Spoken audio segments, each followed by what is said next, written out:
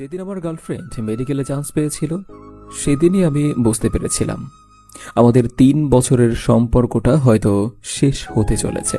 তাই হয়তো নুসরাতের মেডিকেলে চান্স পাওয়ার খবর শুনে কেন জানি আমি খুশি হতে পারিনি, কারণ আমি তখন গ্রামের একটা জাতীয় বিশ্ববিদ্যালয়ে খুব সাধারণ একটা ডিপার্টমেন্টে অধ্যয়নরত। আমার ভয় হতে লাগলো নুসরাত হয়তো আমাকে ভুলে যাবে, আমার থেকে হাজার হাজার ভালো ছেলে তার জন্য প্রস্তাব নিয়ে আসবে, তার সাথে প্রেম করার জন্য, তাকে বিয়ে করার জন্য। তবে নুসরাত তেমন কিছু করল না। চান্স পাওয়ার পর সে খুশিতে আমাকে জড়িয়ে ধরে বলেছিল, আমার স্বপ্ন পূরণ হয়েছে আমিনুল। অনেক ছোট থেকেই আমার ইচ্ছে ছিল আমি ডাক্তার হব। বাবা মাও আমাকে সাপোর্ট করে এসেছেন সব সময়। এই দিনটির জন্য আমি অনেক কষ্ট করেছি। আজ আমার থেকে হয়তো এই পৃথিবীতে সুখী কেউ নেই। আমি তখন কি বলবো ভেবে পাচ্ছিলাম না। নুসরাত হঠাৎ করেই আমার কাছ থেকে নিজেকে সরিয়ে নিয়ে একটু দূরে চলে যায়। আমি বুঝলাম আবেগে আমাকে জড়িয়ে ধরেছিল। সেদিনই নুসরাতের সাথে আমার শেষ দেখা হবে আমি কোনোদিনও কল্পনাও করিনি। নুসরাত আমার কাছ থেকে সেদিন চলে যাওয়ার পর তার সাথে কিছুদিন কথা হয় না। একসময় সে তার নতুন গন্তব্যে চলে যায়। এই সময়ের মাঝেও তার সাথে আমার দেখা হয়নি, ও কথাও হয়নি। হয়তোবা চলে যাওয়ার আগে আমার সাথে দেখা করবার প্রয়োজন মনেও করেনি। তবে আমাকে ফোন দিয়ে 2 মিনিট কথা বলেছিল। এটাই আমার কাছে অনেক কিছু মনে হয়েছিল। অন্তত যাওয়ার আগে আমাকে মনে করে কথা বলেছে। আমি নুসরাতকে খুব বেশি ফোন দিতাম না, মেসেজও করতাম না খুব একটা। আমি কখনোই চাইতাম না আমার কারণে নুসরাতের পড়ালেখায় কোনো ডিস্টার্ব হোক, কারণ আমি জানতাম মেডিকেলের অনেক পড়াশোনা করতে হয়। তাই ফোন দিয়ে তার মূল্যবান সময়টুকু আমি নষ্ট করতে চাইতাম না। তবে মাঝে মাঝে আমি মেসেজ করতাম, ফোন দিয়ে কথা বলতাম। তখন অনেক ভালো লাগতো। সেও আমার সাথে অনেক মুগ্ধতা নিয়ে কথা বলতো, তা আমি বুঝতে পারতাম। তবে আমাদের খুব বেশি সময় ধরে কথা হতো না। আগে যেমন আমরা ঘন্টার পর ঘন্টা ফোনে কথা বলতাম, কেউ ভুলেও কখনো ফোন রাখতেই চাইতাম না। এমনও রাত গিয়েছে যে রাতে আমরা দুজন না ঘুমিয়ে কথা বলেই কাটিয়ে দিয়েছি। কিন্তু এখন 10 মিনিট কথা বললেই নুসরাত ফোন রেখে দিতে চায়। আমি যখন বলতাম এতদিন পর আমাদের কথা হয়, তারপরেও এত কম সময় কথা বলে তোমার ভালো লাগে, তখন সে বলতো কিছুই করার নেই। এমন একটা সময় থাকে যখন চাইলে সবকিছু করা যায় না। আমি চাইলেও তোমার সাথে লং টাইম কথা বলতে পারবো না, কিছু করার নেই। আমিও তার কথাগুলো বোকার মতো বিশ্বাস করতাম। ভাবতাম হয়তো হোস্টেলে থাকে, সেই জন্য ফোনে কথা বলতে সমস্যা হয়। আর সেও তো বড় আপুদের সাথে রুম শেয়ার করে থাকে, তাই কম কথা বলেই সন্তুষ্ট থাকতাম আমি। এভাবে খুব ভালোই চলছিল আমাদের দুজনার দিনকাল। প্রায় 6 মাস খুব ভালোভাবেই গেল। আমি যা ভেবেছিলাম তা হয়নি। নুসরাত এখনো আমাকে আগের মতোই ভালোবাসে। একদিন হঠাৎ করেই দেখলাম নুসরাত তার ফেসবুক আইডিতে কয়েকটা ছেলে আর মেয়ের সাথে দাঁড়িয়ে কিছু পিক আপলোড করেছে। তখন আমার বুকের ভিতরটাতে একটু ব্যথা অনুভব করলাম। যেই মেয়েটা কোনোদিন নিজের পিক ফেসবুকে দিত না, আজ সেই মেয়েটাই সে যে গুজে খুব সুন্দর করে পিক আপলোড করেছে। ভাবলাম নুসরাতকে একবার জিজ্ঞাসা করি যে কেন সে আমার অনুমতি না নিয়ে নিজের পিক ফেসবুকে দিল। অন্তত আমাকে তো জিজ্ঞেস করা উচিত ছিল। সে তো কোনো কিছু করার আগে অন্তত আমার কাছে বলে। কিন্তু আবার মনে হলো এটাতে হয়তো সে রাগ করতে পারে, কষ্ট পেতে পারে। তাই আর এই বিষয় নিয়ে মাথা ঘামালাম না, তুচ্ছ ভেবে এড়িয়ে গেলাম। প্রথমে জিনিসটা খারাপ লাগলেও পরে কিছু মনে হলো না, কারণ শুনেছি বিশ্ববিদ্যালয়ে চান্স পাওয়ার সাথে সাথে মেয়েদের অনেক পরিবর্তন হয়। মেয়েরা আগের থেকে অনেকটা আপডেট হয়।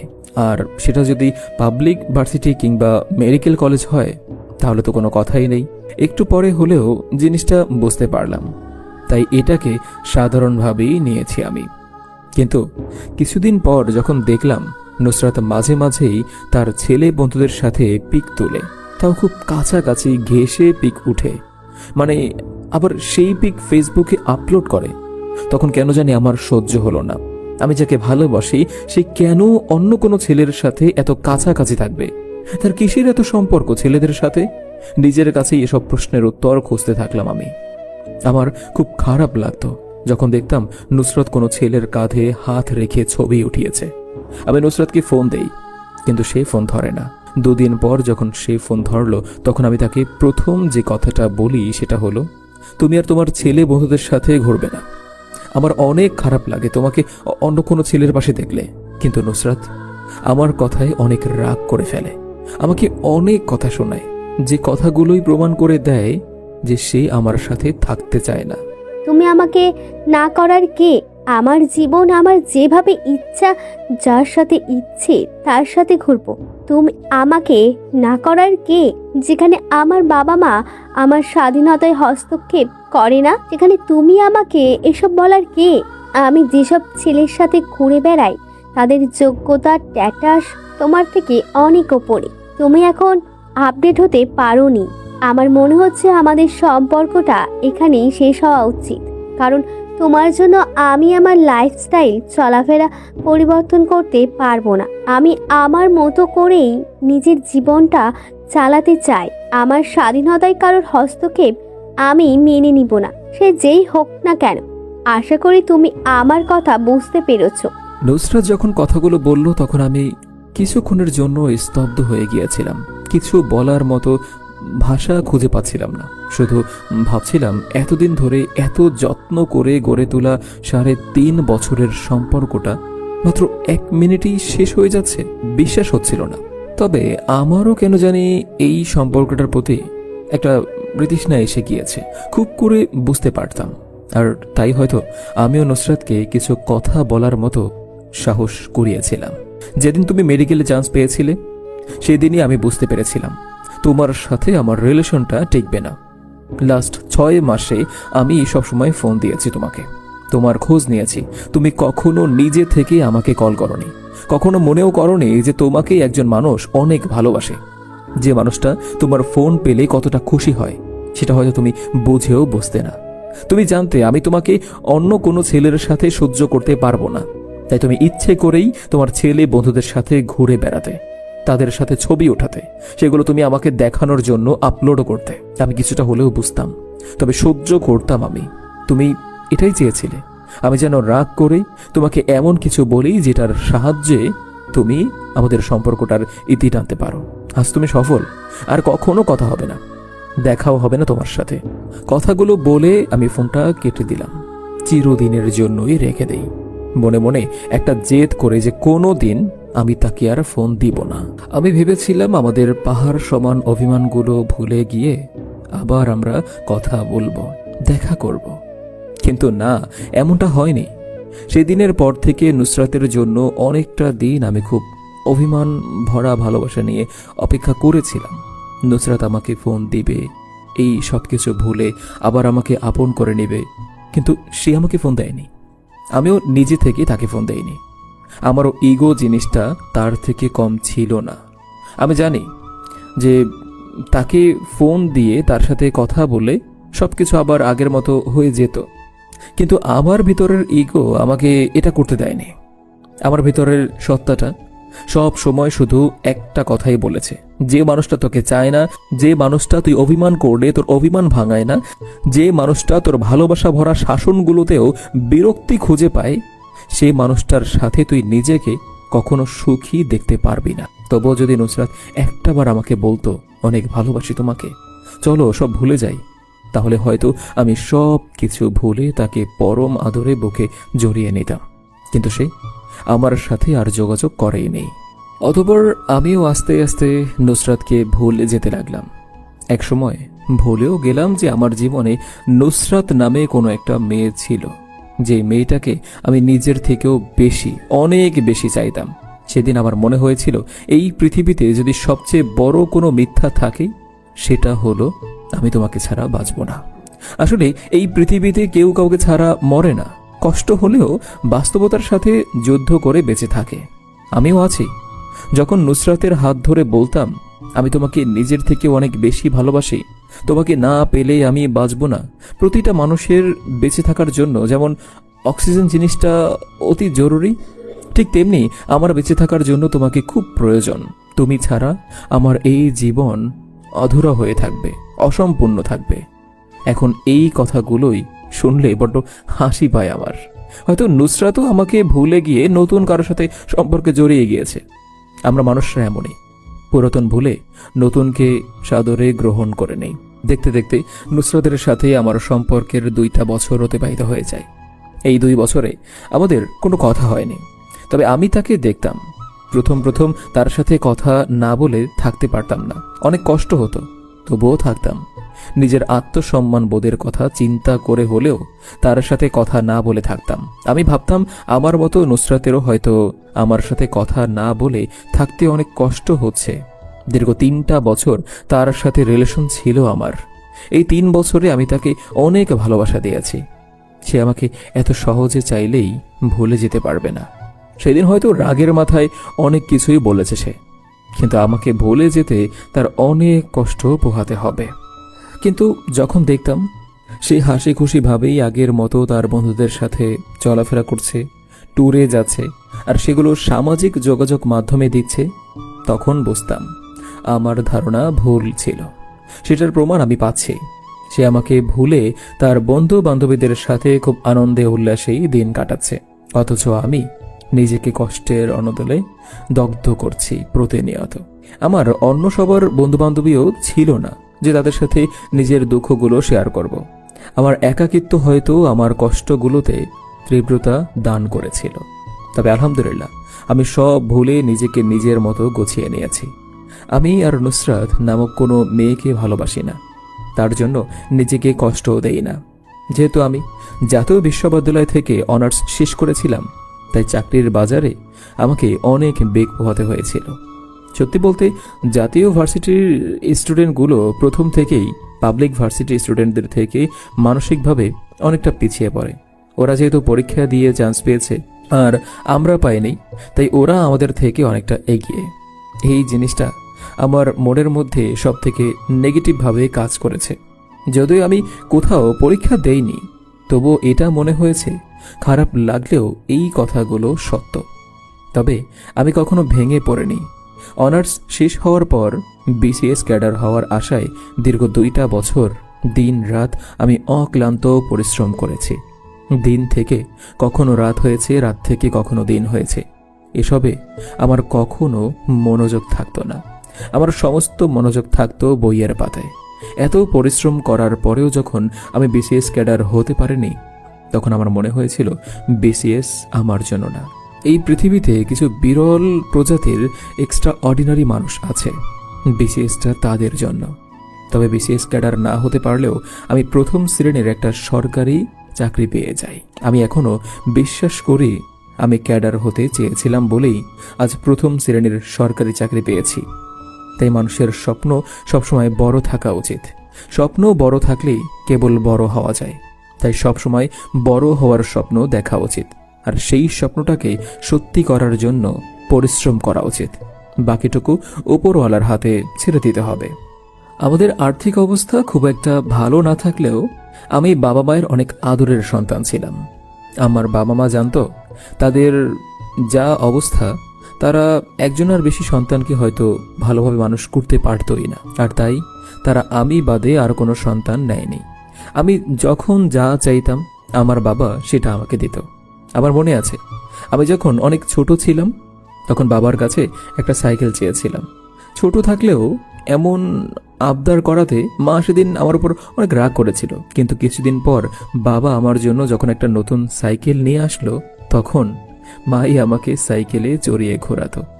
আমার কাছে মনে হতো আমার বাবা মা পৃথিবীর শ্রেষ্ঠ বাবা মা, অথচ এমন বাবা মায়ের ইচ্ছাটাও আমি পূরণ করতে পারিনি।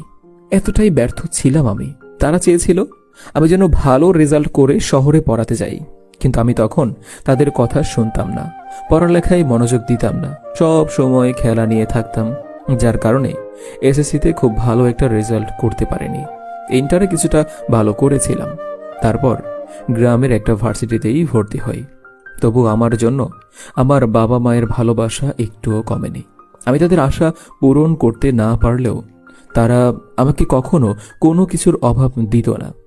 যেদিন আমি চাকরি পেলাম সেদিন মাকে জড়িয়ে ধরে অনেক কেঁদেছিলাম, আর সেদিন বাবাকে জড়িয়ে ধরেও বলেছিলাম, তোমাকে আর কাজ করতে হবে না, এখন থেকে তোমরা দুজন আরাম করবে, পায়ের উপর পা তুলে খাবে। তোমরা আমার জন্য জীবনে অনেক কষ্ট করেছ, এবার সেগুলোর প্রতিদান দিতে চাই আমি। তোমাদের এই সেবাটুকু করার সুযোগ আমাকে দিবা না? আমাকে জড়িয়ে ধরে সেদিন বাবা মাও অনেক কেঁদেছিল। আমি মনে প্রাণে বিশ্বাস করি ওই দিনের কান্নাটা আমার জীবনের সর্বশ্রেষ্ঠ কান্না। কিছুদিন পর বুঝতে পারলাম বাবা মায়ের কোনো কারণে আমার উপর রাগ, তবে কারণটা খুঁজে পেলাম না। একসময় আমার উপর রাগের কারণটা বুঝতে পারলাম, তারা আমাকে বিয়ে দিতে চায়। আমিও আর না করলাম না। বাবা মায়ের জন্য হলেও বিয়ের পিঁড়িতে বসার জন্য আমি রাজি হয়ে গেলাম। আমাদের গ্রামের একটা মেয়েকে মায়ের অনেক পছন্দ। অনেক আগে থেকেই মা মেয়েটাকে আমার জন্য পছন্দ করে রেখেছে, কিন্তু কখনোই বলেনি। আজ সময় বুঝে মা তার মনের কথাটা আমাকে বলার পর আমি মায়ের হাসি ভরা মুখটা দেখার জন্য মেয়ে দেখতে যাব বলে দেই। আর সেই মেয়েটাকে দেখার জন্য মা আমাকে নিয়ে মেয়ের বাসায় চলে আসে। আমি মেয়েটাকে দেখে জাস্ট পাথর হয়ে বসে রইলাম। আমার নিজেকে নিরামিষ মনে হলো। এত সুন্দর একটা মেয়ে আমার গ্রামে বাস করে, অথচ আমি জানি না। তার চেয়ে বেশি অবাক হলাম যখন মেয়েটার পাশেই আমার প্রাক্তন নুসরাতকে দেখতে পেলাম। আমরা যে মেয়েটাকে দেখতে এসেছি সেই মেয়েটার কাজিন হচ্ছে নুসরাত। আমি নুসরাতকে দেখে যতটা না সারপ্রাইজ হয়েছি, তার থেকেও অনেক বেশি নুসরাত আমাকে দেখে অবাক হয়েছে। সে নিশ্চয়ই আমার সম্পর্কে তার কাজিন কিংবা তার বাবা মায়ের কাছ থেকে সব জেনেছে যে ছেলেটা কখনো পড়ালেখায় সিরিয়াস ছিল না, আর সেই ছেলেটা আজ জীবনে প্রতিষ্ঠিত। আমি তখন চুপ করেছিলাম।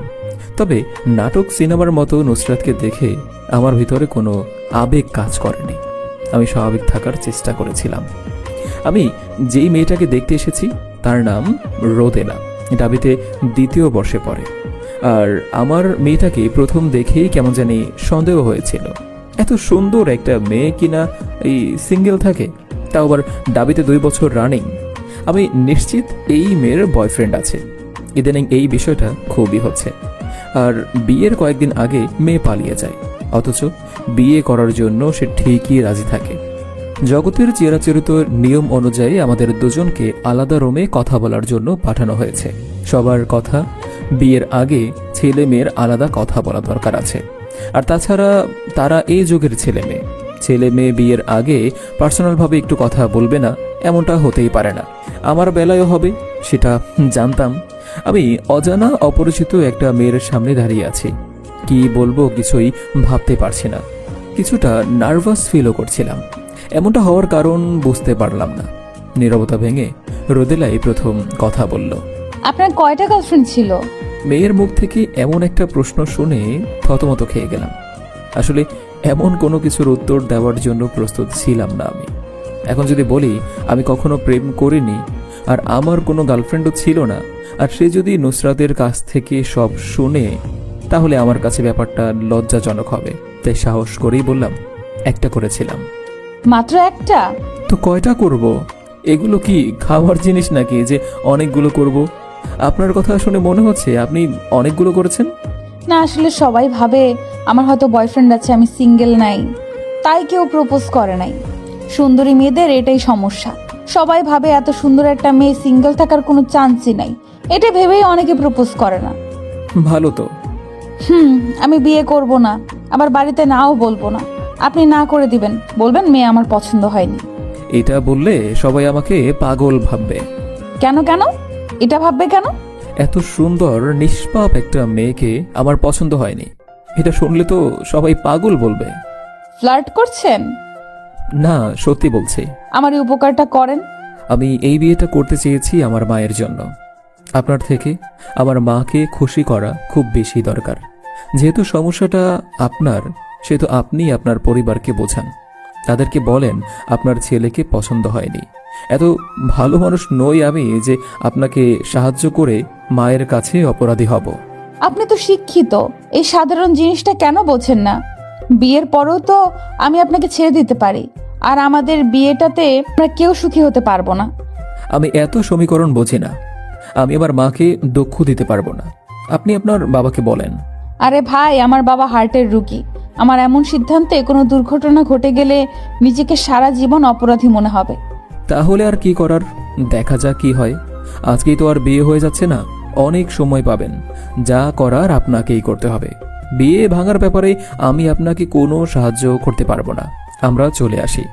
নুসরাতের সাথে আমার কোনো কথা হয় না। দুজন দুজনার দিকে শুধু অপলক কিছু সময় তাকিয়েছিলাম। সত্যি বলতে কথা বলার কোনো সুযোগই পাইনি। তবে আজ কেন জানি আমার মনে হলো আমি মন থেকে নুসরাতকে ভুলে গিয়েছি। বাসায় আসার পর মা যখন মেয়ে কি পছন্দ হয়েছে? তখন মাকে বললাম, মেয়ে মনে হয় আমাকে পছন্দ করবে না। কেন? আমার ছেলে কি কম সুন্দর নাকি? মেয়ের ভাবটাব দেখে এটাই বোঝা গেল। ওসব কিছু না, একটু লজ্জা পেয়েছে হয়তো। পছন্দ না করলে তো বলেই দিত। মেয়ের বাবা মা তোকে খুব পছন্দ করেছে, তারা বিয়েটা খুব তাড়াতাড়ি সম্পূর্ণ করতে চায়। তার মানে কি আমাকে না বলেই বিয়ে ঠিক করে ফেলেছ? আরে গাধা না, তুই বুঝবি না। আমি আসলেই কিছু বুঝলাম না, বোঝার চেষ্টাও করলাম না।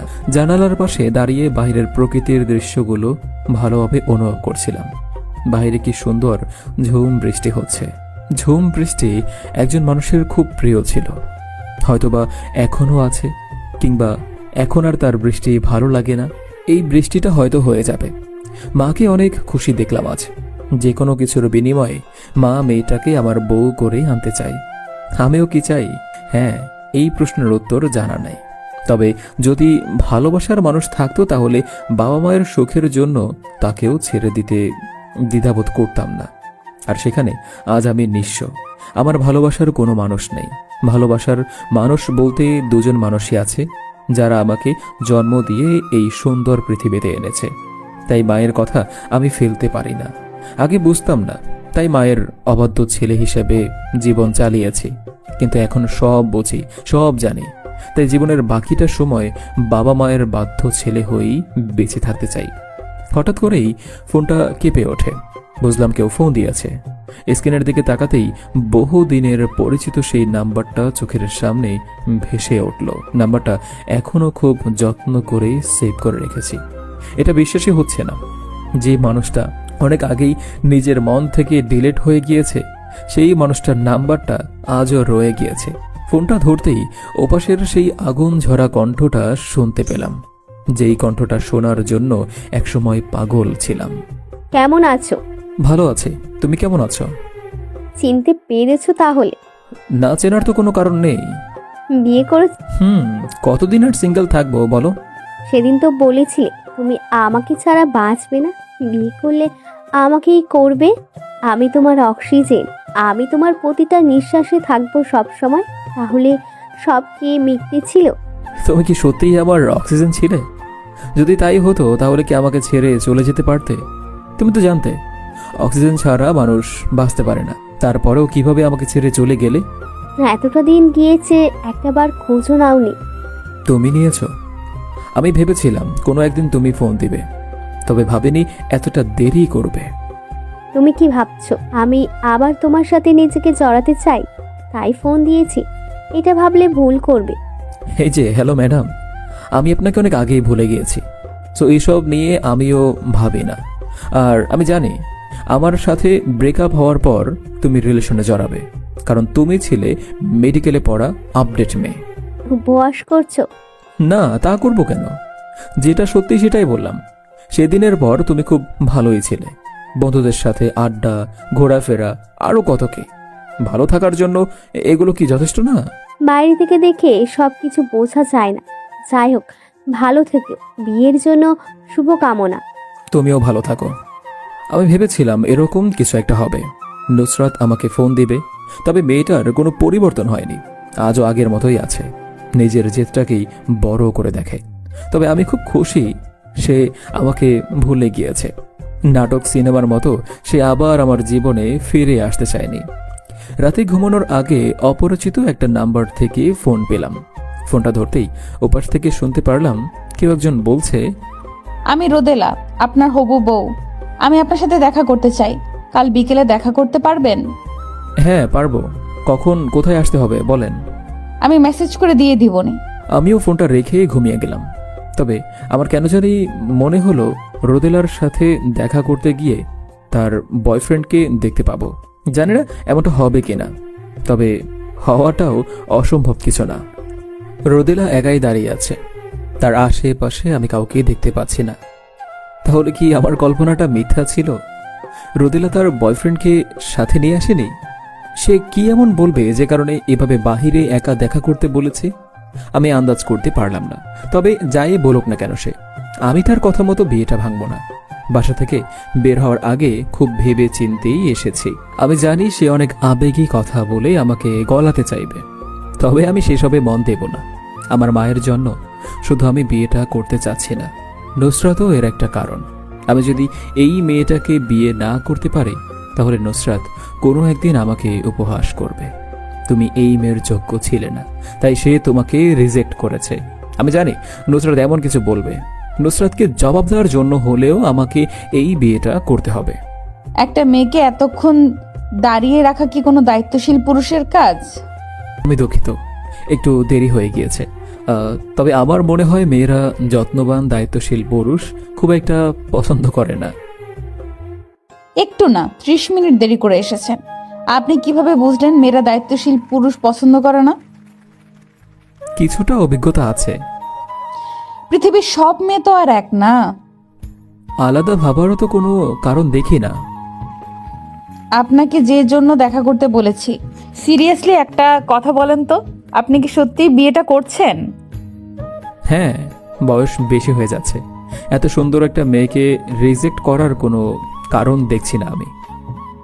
একটা মেয়ে আপনাকে পছন্দ করে না, তারপরও তাকে বিয়ে করতে চাচ্ছেন কেন? এটাতে যে দুইজন মানুষের জীবন নষ্ট হতে পারে, একবারও ভেবে দেখেছেন কি? দেখেছি। আর তাছাড়া আপনি আমাকে পছন্দ করেন না এটা কিন্তু একবারও বলেননি। যদি বলতেন আমাকে যে আপনার অপছন্দ, তাহলে হয়তো এমনটা বলতে পারতেন, কিন্তু এখন আপনি এই কথাটা বলতে পারেন না। আমি তো ইশারা ইঙ্গিতে বুঝিয়েছি আপনাকে আমার পছন্দ না। এমনকি এটাও বলেছি আমার বয়ফ্রেন্ড আছে, বিয়ে হলেও আমি তার সাথে পালিয়ে যাব। আমার গার্লফ্রেন্ডও ছিল, সো আপনার বয়ফ্রেন্ড আছে, এটাতে আমার কোনো সমস্যা নেই। আর বিয়ের পর আমার বউ অন্য কারোর সাথে পালিয়ে যাওয়ার মতো এতটা সাহস দেখাতে পারবে না। আর আমি জানি বউকে কিভাবে নিজের কাছে ধরে রাখতে হয়। আপনার ছিল, বাট আমার বর্তমান, এখনো আমার সম্পর্কটা আছে। এতই যদি আপনি আপনার বয়ফ্রেন্ডকে ভালোবাসেন, তাহলে বাসায় বলে দিলেই তো পারেন, তারাই বিয়েটা ভেঙে দিবে। এত নাটক করছেন কেন? আমি যদি বাসায় এই কথাটা বলতে পারতাম, তাহলে আপনার কাছে এতটা অনুরোধ করতাম না। সমস্যা হলো আমার বয়ফ্রেন্ড বেকার। আপনাকেও বাবার অনেক পছন্দ হয়েছে, সেই জন্যই তো এত সমস্যা। আর নাটক করার হলে অভিনয় করতাম, আপনার সামনে নাটক করে আমার 2 পয়সার লাভও নেই। আমি তো বলেছি আমি কোনো সাহায্য করতে পারবো না, অন্তত বিয়ে ভাঙার ব্যাপারে। আপনি যে ছাকা খেয়েছেন সেটা আপনার কথা শুনলেই বোঝা যায়। সত্যি কাউকে ভালোবাসলে তো আমার অবস্থাটা বুঝতেন, আমার পাশে দাঁড়াতেন। বিয়ের আগের প্রেমে বিশ্বাস করি না আমি। বিয়ের আগে প্রেম করলে ভালোবাসার মানুষটার উপর নিজের সবটুকু অধিকার খাটানো যায় না, খাটালেও সেটা সে মেনে নিতে চায় না। তাই বিয়ের আগে প্রেম নয়, যত প্রেম ভালোবাসা সব বিয়ের পরে। আপনি কি করে ভাবলেন আমাকে বিয়ে করলে আপনি হাজবেন্ডের দাবি নিয়ে আমার উপর সবটুকু অধিকার আদায় করতে পারবেন? এমনটাই তো হয়ে আসছে। প্রেমিককে না করতে পারলেও হাজবেন্ডকে না করা যায় না। আমাকে বিয়ে করলে আপনার সারা জীবন নরক যন্ত্রণায় ভুগবেন। আমি প্রস্তুত। আপনি পাগল। আপনার বয়ফ্রেন্ডের সাথে দেখা করান, কথা বলিয়ে দিন, তাহলে ভেবে দেখব আমি। ও তো এখানে থাকে না, ঢাকায় থাকে। আসতে বলেন। সমস্যা আছে, আসতে পারবে না। ভালোবাসার মানুষের জন্য সব সমস্যা ফেলে চলে আসতে পারে। আমার তো মনে হচ্ছে আপনার কোনো বয়ফ্রেন্ডই নাই, সব মিথ্যা বলছেন আমাকে। বিয়ের পর যখন পালিয়ে যাবে তখন বুঝতে পারবেন বয়ফ্রেন্ড আছে নাকি নাই। গেলে আগেই যেতে হবে। কেন? বিয়ের পর সেই সুযোগটা আমি দিব না, সেটা তো আগেই বলেছি। রোদেলা মেয়েটা আমার উপর রাগ করে আগুন ঝরা চোখে তাকাতে তাকাতে চলে গেল।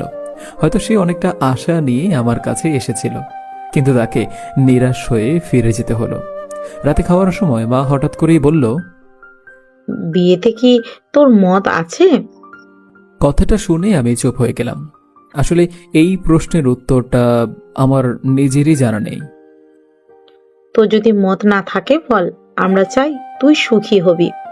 তোর সুখই আমাদের সুখ, তোর জন্যই আমরা এত কষ্ট করেছি। তোর কষ্ট দেখতে চাই না কখনো। তোমাদের পছন্দ হয়েছে তো মেয়ে, এতেই আমি খুশি।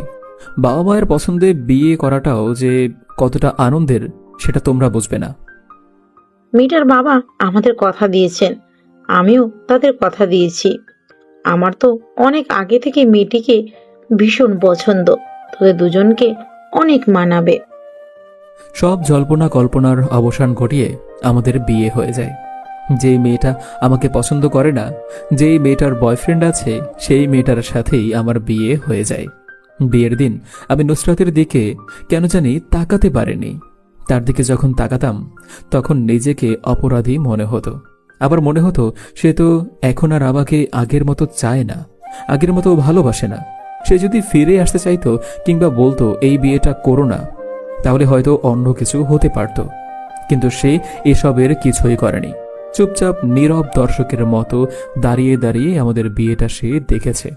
তবে আমি এক প্রকার জেদের বশবর্তী হয়েই এই বিয়েটা করেছি।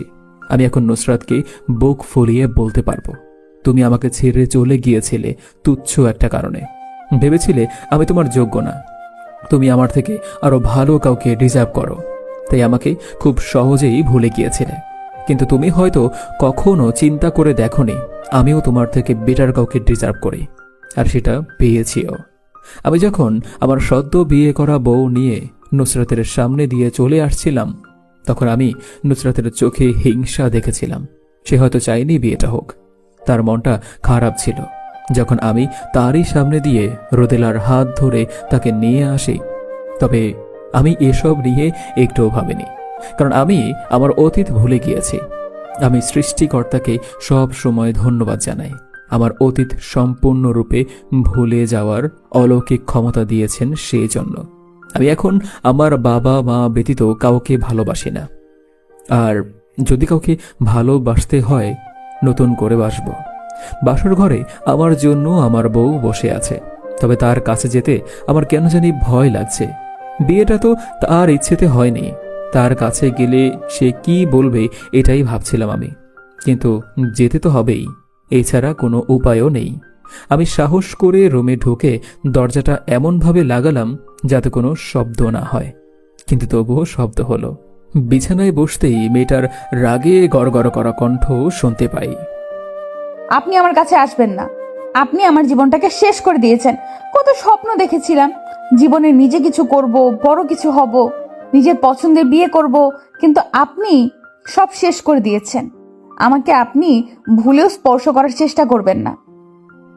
ওয়েট ওয়েট, ঠিক আছে, আমি জানি আমার উপর অনেক রাগ আপনার, রাগ হওয়াটা স্বাভাবিক। তবে আমাদের এই বিয়েটাতে হয়তো আমরা খুশি হতে পারিনি, কিন্তু দুই পরিবারের মানুষগুলো কতটা খুশি হয়েছেন সেটা হয়তো আপনি জানেন না। আমার মনে হয় বাবা মায়ের ভালোবাসার কাছে এসব বয়ফ্রেন্ড গার্লফ্রেন্ডের ভালোবাসা খুবই তুচ্ছ। আপনি কি চলে আসার সময় আপনার বাবার দিকে একটাবারও তাকিয়েছিলেন?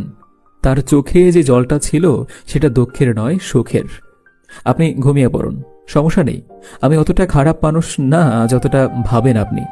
আমি মানুষকে ভালোবাসতে চাই, কিন্তু আফসোস আমার বাবা মা ছাড়া কেউ আমাকে বুঝতে পারে না। যখন থেকেই বুঝি তখন থেকেই মানুষের মুখে মুখে কিংবা গল্পে, উপন্যাসে, নাটক, সিনেমাতে একটা কথা শুনে এসেছি, বাসর রাত অনেক পবিত্র একটা রাত। এই রাত প্রতিটা মানুষের জীবনে একবারই আসে। এই রাতে দুজন মানুষ প্রথমবারের মতো ভালোবাসা বিনিময় করে, একজন আরেকজনকে জীবনের সব না বলা গল্পগুলো বলে। তবে আমার বাসর রাতটা এত মধুর হয়নি যতটা এই যাবৎকাল মানুষের মুখে মুখে শুনে এসেছি। অবশ্য আগে থেকেই জানতাম এমন কিছু হবে আমার সাথে, তাই এটা নিয়ে খুব একটা চিন্তিত নই আমি। বিবাহিত জীবন বাহির থেকে সুখের দেখা গেলেও ভিতর থেকে যে সুখী না সেটা আমি খুব ভালো করেই জানি। সকালে ঘুম থেকে উঠতে অনেকটা দেরি হয়ে যায়। বাহিরে বের হতেই দেখলাম মায়ের সাথে রোদেলা গল্প করছে। আমি ভেবেছিলাম আমার মতো হয়তো বাবা মায়ের সাথেও রোদেলা ভালোভাবে কথা বলবে না, কিন্তু যখন নিজ চোখে দেখলাম মার সাথে মেয়েটা খুশি মনে কথা বলছে, তখন নিজের ধারণাটাকে আজগবি মনে হলো। হোক না এটা অভিনয়, তবুও আমি অনেক খুশি। মেয়েটা আমার মাকে খুশি করার জন্য অভিনয় করুক কিংবা সত্যি সত্যি মন থেকে কথা বলুক, এতে আমার কিছুই যায় আসে না। সে আমার মায়ের সাথে কথা বলছে, এটাই আমার কাছে গুরুত্বপূর্ণ। মেয়েদের জীবনটা কতটা অদ্ভুত। সারা জীবন যে বাড়িটাকে আপন মনে করে বেড়ে ওঠে, একসময় সেই বাড়িটাকেই ছেড়ে চলে যেতে হয় নতুন ঠিকানায়। নতুন ঠিকানায় নতুন সব মানুষের সাথে মানিয়ে নিতে হয়। একসময় নিজের বাবার বাড়ি ভুলে গিয়ে নিজের স্বামীর বাড়িকেই নিজের স্থায়ী ঠিকানা মনে করতে থাকে। আমি শুধু রোদেলা মেয়েটার কথাই ভাবছি। এখন প্রায় বিকেল। শহর এলাকায় নতুন বউকে দেখার জন্য মানুষ কেমন করে জানি না, তবে গ্রাম অঞ্চলে মনে হয় গ্রামের সহজ সরল মানুষগুলো একটু বেশিই করে। সেই সকাল থেকে রোদেলাকে দেখার জন্য কোথায় কোথায় থেকে মানুষ আসছে, এখনো আসেই যাচ্ছে। আমি সবচাইতে বেশি অবাক হচ্ছি রোদেলাকে দেখে। সে এসবে বিরক্ত হচ্ছে না, বরং সবার সাথেই খুশি মনে কথা বলছে। আমি নিশ্চিত রোদেলার জায়গায় আমি থাকলে অনেক বেশি বিরক্ত হতাম। এজন্যই হয়তো মানুষ বলে মেয়ে হলে অনেক কিছুই সহ্য করতে হয়। আপনাকে অনেক ধন্যবাদ রোদেলা। ধন্যবাদ কেন? কি এমন মহান কাজ করলাম যে ধন্যবাদ দিলেন? এই যে এত কিছু খুব ভালোভাবে হ্যান্ডেল করলেন তার জন্য। সম্পর্কটা আমাদের মাঝেই থাকুক, শুধু আমরাই জানি আমরাই এই বিয়েতে সুখী না। দুই পরিবারের মানুষগুলো অন্তত জানুক আমরা সুখে আছি। আপনার কথাগুলো রাতে আমি অনেক ভেবেছি, তবে আমি আপনার সাথে থাকবো না। কোনো একদিন চলে যাব, সেটা হোক 6 মাস পর, 1 বছর পর, 5 বছর কিংবা 10 বছর পর। আমি আপনাকে ছেড়ে যাব, এটাই সত্যি। সেই সুযোগটা আমি আপনাকে দেব না। আপনি আমার বিয়ে করাবো, আপনি চাইলেই কারো সাথে চলে যেতে পারবেন না। আর আপনার উপর আমি জোর করেও কোনো অধিকার আদায় করব না। তবে আপনাকে আমার সাথেই থাকতে হবে। আমি বিয়েটা আমার জন্য করিনি। তাহলে কার জন্য করেছেন শুনি? বাবা মায়ের জন্য কি? এসব নিয়ে কথা বলতে চাচ্ছি না। আপনি তো ঢাকা বিশ্ববিদ্যালয়ে পড়েন। হ্যাঁ, বলেছিলাম তো। এত তাড়াতাড়ি ভুলে গেলেন? ভুলিনি, শুধু ক্লিয়ার হতে চাইলাম। আপনার জন্য তো আমার পড়ালেখাটা হলো না। এই গ্রামে পচে মরতে হবে আমাকে। কত ইচ্ছে ছিল অনার্সটা শেষ করে নিজের পায়ে দাঁড়াবো, একটা চাকরি করে প্রথম বেতনের টাকায় বাবা মাকে কিছু দিব। কিন্তু এখন মনে হয় মেয়ে হয়ে জন্ম নিয়ে এমন স্বপ্ন দেখাটা পাপ। আপনাকে কে বলল এখানে এই গ্রামে পচে মরতে হবে? আমি আপনাকে পড়ার সুযোগ করে দেব, আপনি আবার ঢাকায় যাবেন। তবে আমার একটা শর্ত আছে। কি শর্ত? আপনাকে আমি স্বামী হিসেবে মেনে নিতে পারবো না। এটা বাদে যে কোনো শর্ত আমি মেনে নেব। আমাকে না বলে আপনি কারোর সাথে পালিয়ে যেতে পারবেন না। আপনি যদি আমাকে ছেড়ে চলে যেতে চান, সেটা আমাকে বলতে হবে। আমাকে না বলে অন্য কারোর সাথে পালিয়ে চলে যেতে পারবেন না। আমি পালাবো না, পালানোর আগে আপনাকে জানাবো, কথা দিলাম। আমি আমার পোস্টিং ঢাকায় নিয়েছি শুধু আপনার জন্য। আপনি যেন আপনার স্বপ্ন পূরণের দিকে এগিয়ে যেতে পারেন। কোনোদিন যেন বলতে না পারেন আমি আপনার স্বপ্নগুলো পূরণ করতে দেইনি। আমি অনেক কৃতজ্ঞ আপনার কাছে, তবে আমার কাছ থেকে প্লিজ কখনো স্ত্রীর মতো কোনো কিছু আশা করবেন না। অ্যাটলিস্ট বন্ধুর মতো ব্যবহার তো আশা করতে পারে। হ্যাঁ, তা হতে পারেন। মনে মনে বললাম, এটা আপনাকে কাছে পাওয়ার প্রথম ধাপ। আমার এমন সিদ্ধান্ত বাবা সহজভাবে মেনে নিলেও মা কিছুটা মন খারাপ করলেন। তার কথা মতো আমার ঢাকাতে পোস্টিং নেওয়া মোটেই উচিত হয়নি। আর এখানে বাবা মায়ের সাথে থাকলেই তো পারতাম, কিন্তু কি দরকার ছিল ইট পাথরের শহরে যাওয়ার, যেখানে এক ছাদের নিচে থাকলেও কেউ কাউকে চিনে না, কেউ কারো বিপদে এগিয়ে আসে না, সবাই শুধু নিজেদেরকে নিয়েই ব্যস্ত। অথচ গ্রামের মানুষগুলো কত আলাদা, সবাই সবাইকে চিনে, সবাই সবার বিপদে এগিয়ে আসে। মাকে যখন বললাম আমি আমার জন্য ঢাকা যাচ্ছি না মা, রোদেলার জন্য যাচ্ছি, মেয়েটার অনেক স্বপ্ন, আমি যদি এখানে থাকি তাহলে কি আর তোমরা তাকে একা ঢাকাতে থাকতে দিবে?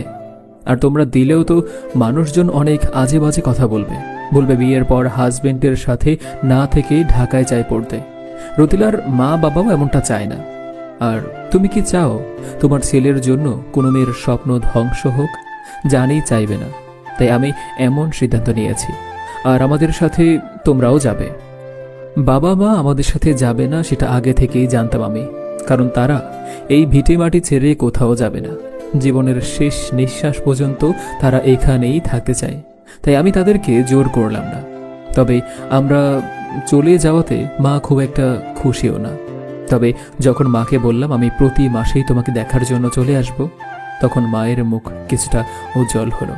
কিছুক্ষণ পর আমি আর রোদেলা এত পরিচিত জায়গাটা ছেড়ে ঢাকা চলে যাব। শুনতে অবাস্তব লাগলেও আমি ঢাকা শহরটা খুব ভালোভাবে চিনি না। এর আগে আমি ঢাকাতে গেলেও খুব একটা ঘুরে দেখতে পারিনি, তাই শহরটা আমার কাছে অপরিচিতই বলা যায়। তবে রোদেলার কাছে নতুন না, সে ঢাকাতে অনেক দিন ছিল। ট্রেনে যেতে চাইলেও রোদেলার বাবা আমাদের জন্য একটা প্রাইভেট কারের সাথে একটা ছোটখাটো ট্রাকেরও ব্যবস্থা করে দিয়েছেন, যেটা সরাসরি বাসার সামনে নামিয়ে দেবে। যেহেতু অনেক মালপত্র নিতে হচ্ছে, তাই এমন ব্যবস্থা করে দিয়েছেন। অবশ্য ভালোই হয়েছে এটা করাতে। কিন্তু কিছুক্ষণ পর যখন দেখলাম নুসরাত আমাদের দিকে আসছে, তখন আমার কেন জানি ভালো লাগলো না। তার এই অসময়ে এখানে আসার কারণটা আমি বুঝলাম না। সে তো আবার কোনো ঝামেলা করতে আসেনি। ধুর, কি ভাবছি আমি। তার সাথে আমার তেমন কোনো কিছুই নেই যে সে ঝামেলা পাকাবে। রোদেলার বাবা যখন বলল, নুসরাতকে তো চেনই, আমার বোনের মেয়ে, ঢাকা মেডিকেলে পড়ে, ওরও ঢাকায় যেতে হবে, তাই ভাবলাম একা একা যাওয়ার থেকে তোমার সাথে যাওয়া যাক। আমি কিছু বললাম না। নুসরাতকে দেখে রোদেলা অনেকটা খুশি হয়েছে। মনে হচ্ছে অনেক দিন পর কাছের কোনো মানুষকে দেখতে পেল সে। নুসরাতকে দেখে আমার মনে হলো আমার যাত্রাটা ভালো হবে না, পুরো রাস্তাটা আমাকে অস্বস্তিতেই ভুগতে হবে। তবে রোদেলার জন্য নুসরাতের সঙ্গটা যে ভালো হয়েছে সেটা তাদের দুজনার দিকে তাকালেই বোঝা যাচ্ছে। আমার পিছনে আমার প্রাক্তন এবং বর্তমান বসে আছে। হ্যাঁ, আমি ড্রাইভারের পাশের সিটেই বসেছি। আমার পিছনের সিটে বসেছেন নুসরাত আর রোদেলা। তাদের কথাগুলো কেন জানি আমার বিরক্ত লাগছে। কি এমন বলছে যা আমি শুনতে পাচ্ছি না? রোদেলা কি নুসরাতের কাছে আমার কথায় কোনো কিছু বদনাম করছে? কিংবা নুসরাত রোদেলার কাছে? এই দুজন মানুষের কাছে তো আমি ভালো মানুষ না। এই দুজন মানুষ আমাকে কেন জানি আপন ভাবতে পারে না, অথচ আমি দুজনকেই আপন ভাবতে চাই। নুসরাতকে একসময় কতই না ভালোবাসতাম, নিজের করে চাইতাম, কিন্তু সে আমাকে বোঝেনি, তাই তাকে আমার খাঁচা থেকে মুক্ত করে দিয়েছে। আর এখন রোদেলাকে যখন নিজের মনের খাঁচায় বন্দি করতে চাইছি, তখন সে ডানা মেলে আকাশেই উড়তে চাইছে। সবুজ ঘাস, লতাপাতা সব কিছু ভেদ করে পিচ ঢালা কংক্রিটের রাস্তা দিয়ে অনবরত এগিয়ে চলছে গাড়িটা। গন্তব্য ঢাকা। কিন্তু আমাদের যাত্রা পথে যে এতটা বিরতি নিতে হবে কখনো ভাবিনি। প্রথমে জ্যাম দেখে ভাবলাম হয়তো বেশি সময় থাকবে না, কিন্তু যখন দুপুর থেকে বিকেল হয়, বিকেল থেকে সন্ধ্যা হয়, কিন্তু ট্রাফিক জ্যাম কমেই না, তখন কেন জানি চিন্তা হতে লাগলো দুইটা মেয়ে নিয়ে এই অন্ধকার রাতে কাটানোটা হয়তো অনেক বেশি ঝামেলায় ফেলবে। যদিও আমার বাসা টাঙ্গাইলে, তবে আফসোসের বিষয় হলো টাঙ্গাইলের মির্জাপুরে আমার তেমন পরিচিত কেউ নেই যার বাসায় রাতটা কাটানো যাবে। সকাল 10টার আগে গাড়ি এক চুলো নড়বে না। কুয়াশার কারণ কয়েকটা গাড়ি একসাথে অ্যাক্সিডেন্ট করেছে, যার কারণে পুরো রাস্তা জ্যাম লেগে গিয়েছে। যখন চিন্তা করছিলাম আজকের রাতটা কিভাবে কোথায় কাটাবো, তখন রোদেলা বলল তার নাকি এখানে এক আত্মীয়র বাড়ি আছে, তবে তাদের কোনো ফোন নাম্বার নেই, শুধু জানে মির্জাপুরের হাঁটু ভাঙাতে বাড়ি। আমরা যেখানে এখন আছি সেখান থেকে খুব বেশি দূরে নয় রোদেলার আত্মীয়র বাড়ি। তাই গাড়ি থেকে নেমে সবাই হাঁটতে শুরু করলাম। অনেক খোঁজার পর প্রায় রাত 11টার সময় সেই কাঙ্ক্ষিত ঠিকানাটা পেয়ে যাই। আমরা যে বাড়িতে এসেছি সে বাড়িতে খুব বেশি মানুষ নেই। দুইজন বয়স্ক মানুষ ছাড়া আর কাউকেই দেখতে পাচ্ছি না। আমাদের অনেক আদর যত্ন করলো। আমাদেরকে পেয়ে তারা অনেক খুশি হয়েছে, কারণ এত বড় বাড়ি সবসময় ফাঁকাই থাকে। আমাদের পেয়ে হয়তো কিছুটা হলেও বাড়িটা পূর্ণতা পেয়েছে। রোদেলার বিয়ে হয়েছে যেহেতু তারা জানে, তাই রোদেলার কাছে যখন জানতে চাইলো আমি তার স্বামী নাকি, তখন রোদেলা অনেকটা বিরক্তি নিয়ে হ্যাঁ বলল। আমি আর রোদেলা এক রুমে থাকলেও নুসরাতকে থাকতে হলো আলাদা রুমে। রোদেলা হয়তো বলতে চেয়েছিল সে আমার সাথে ঘুমাবে না, নুসরাতের সাথেই ঘুমাবে, কিন্তু কোনো এক কারণে কথাটা বলতে পারেনি। কিন্তু যখন দেখলাম এক বিছানায় এক কাঁথার নিচেই ঘুমোতে হবে, তখন অনেক বড় বিপদে পড়ে গেলাম। যেহেতু এখন শীতের দিন, তাই কাঁথা ছাড়া ঘুমানো কখনোই সম্ভব না। আমি চুপচাপ কথা না বলে লেপের নিচে গিয়ে শুয়ে পড়লাম। তাছাড়া কোনো উপায় দেখছি না। আপনারা পুরুষরা কি সবসময় সুযোগের অপেক্ষায় থাকেন নাকি? মেয়েদের কি মনে করেন? একটু বেশিই বলছেন। আমি আপনার থেকে যদি সুযোগ নিতেই চাইতাম তাহলে প্রথম রাতেই নিতে পারতাম, এতদিন অপেক্ষা করতাম না। আমি নুসরাতের সাথে ঘুমাবো। সেটা আগে বললেন না কেন? তাহলে তো আর এত ঝামেলায় পড়তে হতো না। ওনারা তো জানেন আমাদের নতুন বিয়ে হয়েছে, এখন যদি হাজবেন্ডের সাথে না ঘুমাই তাহলে হয়তো নেগেটিভ কিছু ভাববে। ওনারা নেগেটিভ ভাবলেই কি না, আর না ভাবলেই বা কি? ওনারা কে জানেন কি? কে? আমার মায়ের আপন খালা আর খালু, মানে আমার নানা নানি। কোনো সমস্যা দেখলেই মাকে ফোন দিয়ে সব বলবে। মেয়ের হাজবেন্ড পছন্দ হয় নাই, নতুন বিয়ে হওয়ার পরেও হাজবেন্ডের সাথে থাকতে চায় না। একটা রাতে তো এমন কিছু ভাবতো না। আপনি এখন চলেন, নুসরাতকে ডেকে তুলবো, ওর সাথে ঘুমাবো। পাগল নাকি? ওর রুমে যেতে হলে তো আপনার নানা নানির রুমের ভিতর দিয়েই যেতে হবে। বলবো আমাদের রাগারাগি হয়েছে, তাই আজ আলাদা ঘুমাবো। এই বুদ্ধি আগে কোথায় ছিল? মনে ছিল না। আপনি নুসরাতের সাথে ঘুমাতে পারবেন না। কেন? সমস্যা আছে। কি সমস্যা? বলবো না, আপনি উপরেই ঘুমান। আমার কষ্ট হলেও আজকের রাতটা কোনো মতেই পার করে দেব, তবুও আমি আপনাকে নুসরাতের সাথে ঘুমাতে দেব না। রোদেলা আমার কথা চিন্তা না করেই আরাম করে ঘুমিয়ে যায়। একজন মানুষ যে তার জন্য সারা রাত কষ্ট করবে এই দিকে তার কোনো মনোযোগে নেই। সেদিন রাতটা আমার অনেক কষ্ট হয়েছিল, তবুও আমি রোদেলাকে নুসরাতের রুমে যেতে দেইনি, কারণ আমি নুসরাতকে বোঝাতে চেয়েছি আমি তাকে ছেড়ে অন্য কাউকে বিয়ে করে অনেক সুখে আছি। আমি তাকে মনে রাখিনি, তার জন্য চোখের জল ফেলেনি। জানি না আমি সফল হয়েছি কিনা, তবে আমি নুসরাতের কাছে সব সময় নিজেকে সুখী মানুষ হিসেবে প্রতিস্থাপন করতে চাই। দুপুরের দিকে আমরা গাড়িতে উঠি। আমি গাড়িতে উঠেই ঘুমানোর চেষ্টা করি। যেহেতু সারা রাত ঘুমাইনি, তাই হয়তো ঘুম আসছিল না। একটা জিনিস ভেবে খুব খারাপ লাগছে। আমি এমন একজন মানুষের জন্য শীতের রাতটা এত কষ্ট করে কাটিয়েছি যে মানুষটা আমাকে ধন্যবাদ পর্যন্ত জানায়নি। হ্যাঁ, আমি রোদেলার কথাই ভাবছি। আর সকালে ভেবেছিলাম তার ঘুম ভাঙলে আমি কিছু সময় ঘুমিয়ে নেব, কিন্তু তার ঘুম ভাঙেনি। আমারও আর ঘুমানো হয়নি। একসময় গাড়িতেই আমি ঘুমিয়ে যাই। অনেকটা সময় ঘুমানোর পরে কারো ধাক্কা অনুভব করি। দেখলাম রোদেলা আমার কাঁধে হাত রেখেছে। ঢাকা চলে এসেছি, এবার আর না ঘুমিয়ে কোথায় যাব ড্রাইভারকে বলেন। রোদেলার কথাতে আমার ঘুম পুরোপুরি চলে গেল। মালপত্র সব বাসার ভিতরে নিতে নিতেই অনেক রাত হয়ে গেল। বাসাটা আগে থেকেই গোছানো ছিল, অন্তত মানুষ থাকার মতো, তাই বেশি চিন্তা করলাম না। থাকার মতো ব্যবস্থা যেহেতু আছেই, সেহেতু আজকের রাতটা অন্তত ঘুমিয়ে কাটাতে পারবো। নুসরাত চলে গিয়েছে। রোদেলা থাকতে বললেও আমি চাচ্ছিলাম সে যেন না থাকে। আমার চাওয়াটাই পূরণ হলো। আপনার জন্য একটা সুসংবাদ আছে। কি? সত্যি বলতে আমার কোনো বয়ফ্রেন্ড নেই। আমি চাইনি এত আগে বিয়ে করে নিজের জীবনটা অন্য কারো হাতে তুলে দিতে, তাই যে কোনো কিছুর বিনিময়ে বিয়েটা করতে চাইনি, কিন্তু আপনার জন্য পারিনি।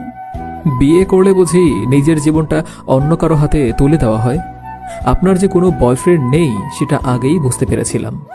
তাই তো, বিয়ের পর নিজের ইচ্ছার কোনো দাম থাকে না, সব কিছুতেই হাজবেন্ডের অধিকার খাটাতে চাইবে, যেমনটা আপনি চান। বিয়ে মানে হচ্ছে একজন আরেকজনকে বোঝা। স্ত্রী কি শুধু স্বামীর কথা শুনে? স্বামীরা কি স্ত্রীর কথা শুনে না? স্বামী স্ত্রীর জন্য স্যাক্রিফাইস করবে, স্ত্রী স্বামীর জন্য স্যাক্রিফাইস করবে, এটাই তো নিয়ম। এটা না করলে দাম্পত্য জীবন কখনো সুখের হয় না। এসব নীতি কথা আমাকে শুনিয়ে কোনো লাভ নেই। আমার আপনাকে আগেও ভালো লাগেনি, ভবিষ্যতেও লাগবে না। বিয়েটা করেছি পরিবারের চাপে পড়ে। সব সময় শুধু শুনে এসেছি অনেক মেয়ে আছে যারা শুধুমাত্র ফ্যামিলির চাপে নিজের ভালোবাসার মানুষটাকেও ছেড়ে দেয়। যদিও আমার কোনো ভালোবাসার মানুষ ছিল না, তবে আমি আমার নিজের জীবনটা কোরবানি দিয়েছি নিজের হাতে, শুধুমাত্র পরিবারের জন্য। আমি আপনাকে বলেছিলাম না, আপনাকে বিয়ে করলে ইহকালেই আপনি নরক যন্ত্রণা ভোগ করবেন। প্রস্তুত হন আমার খারাপ রূপ দেখার জন্য।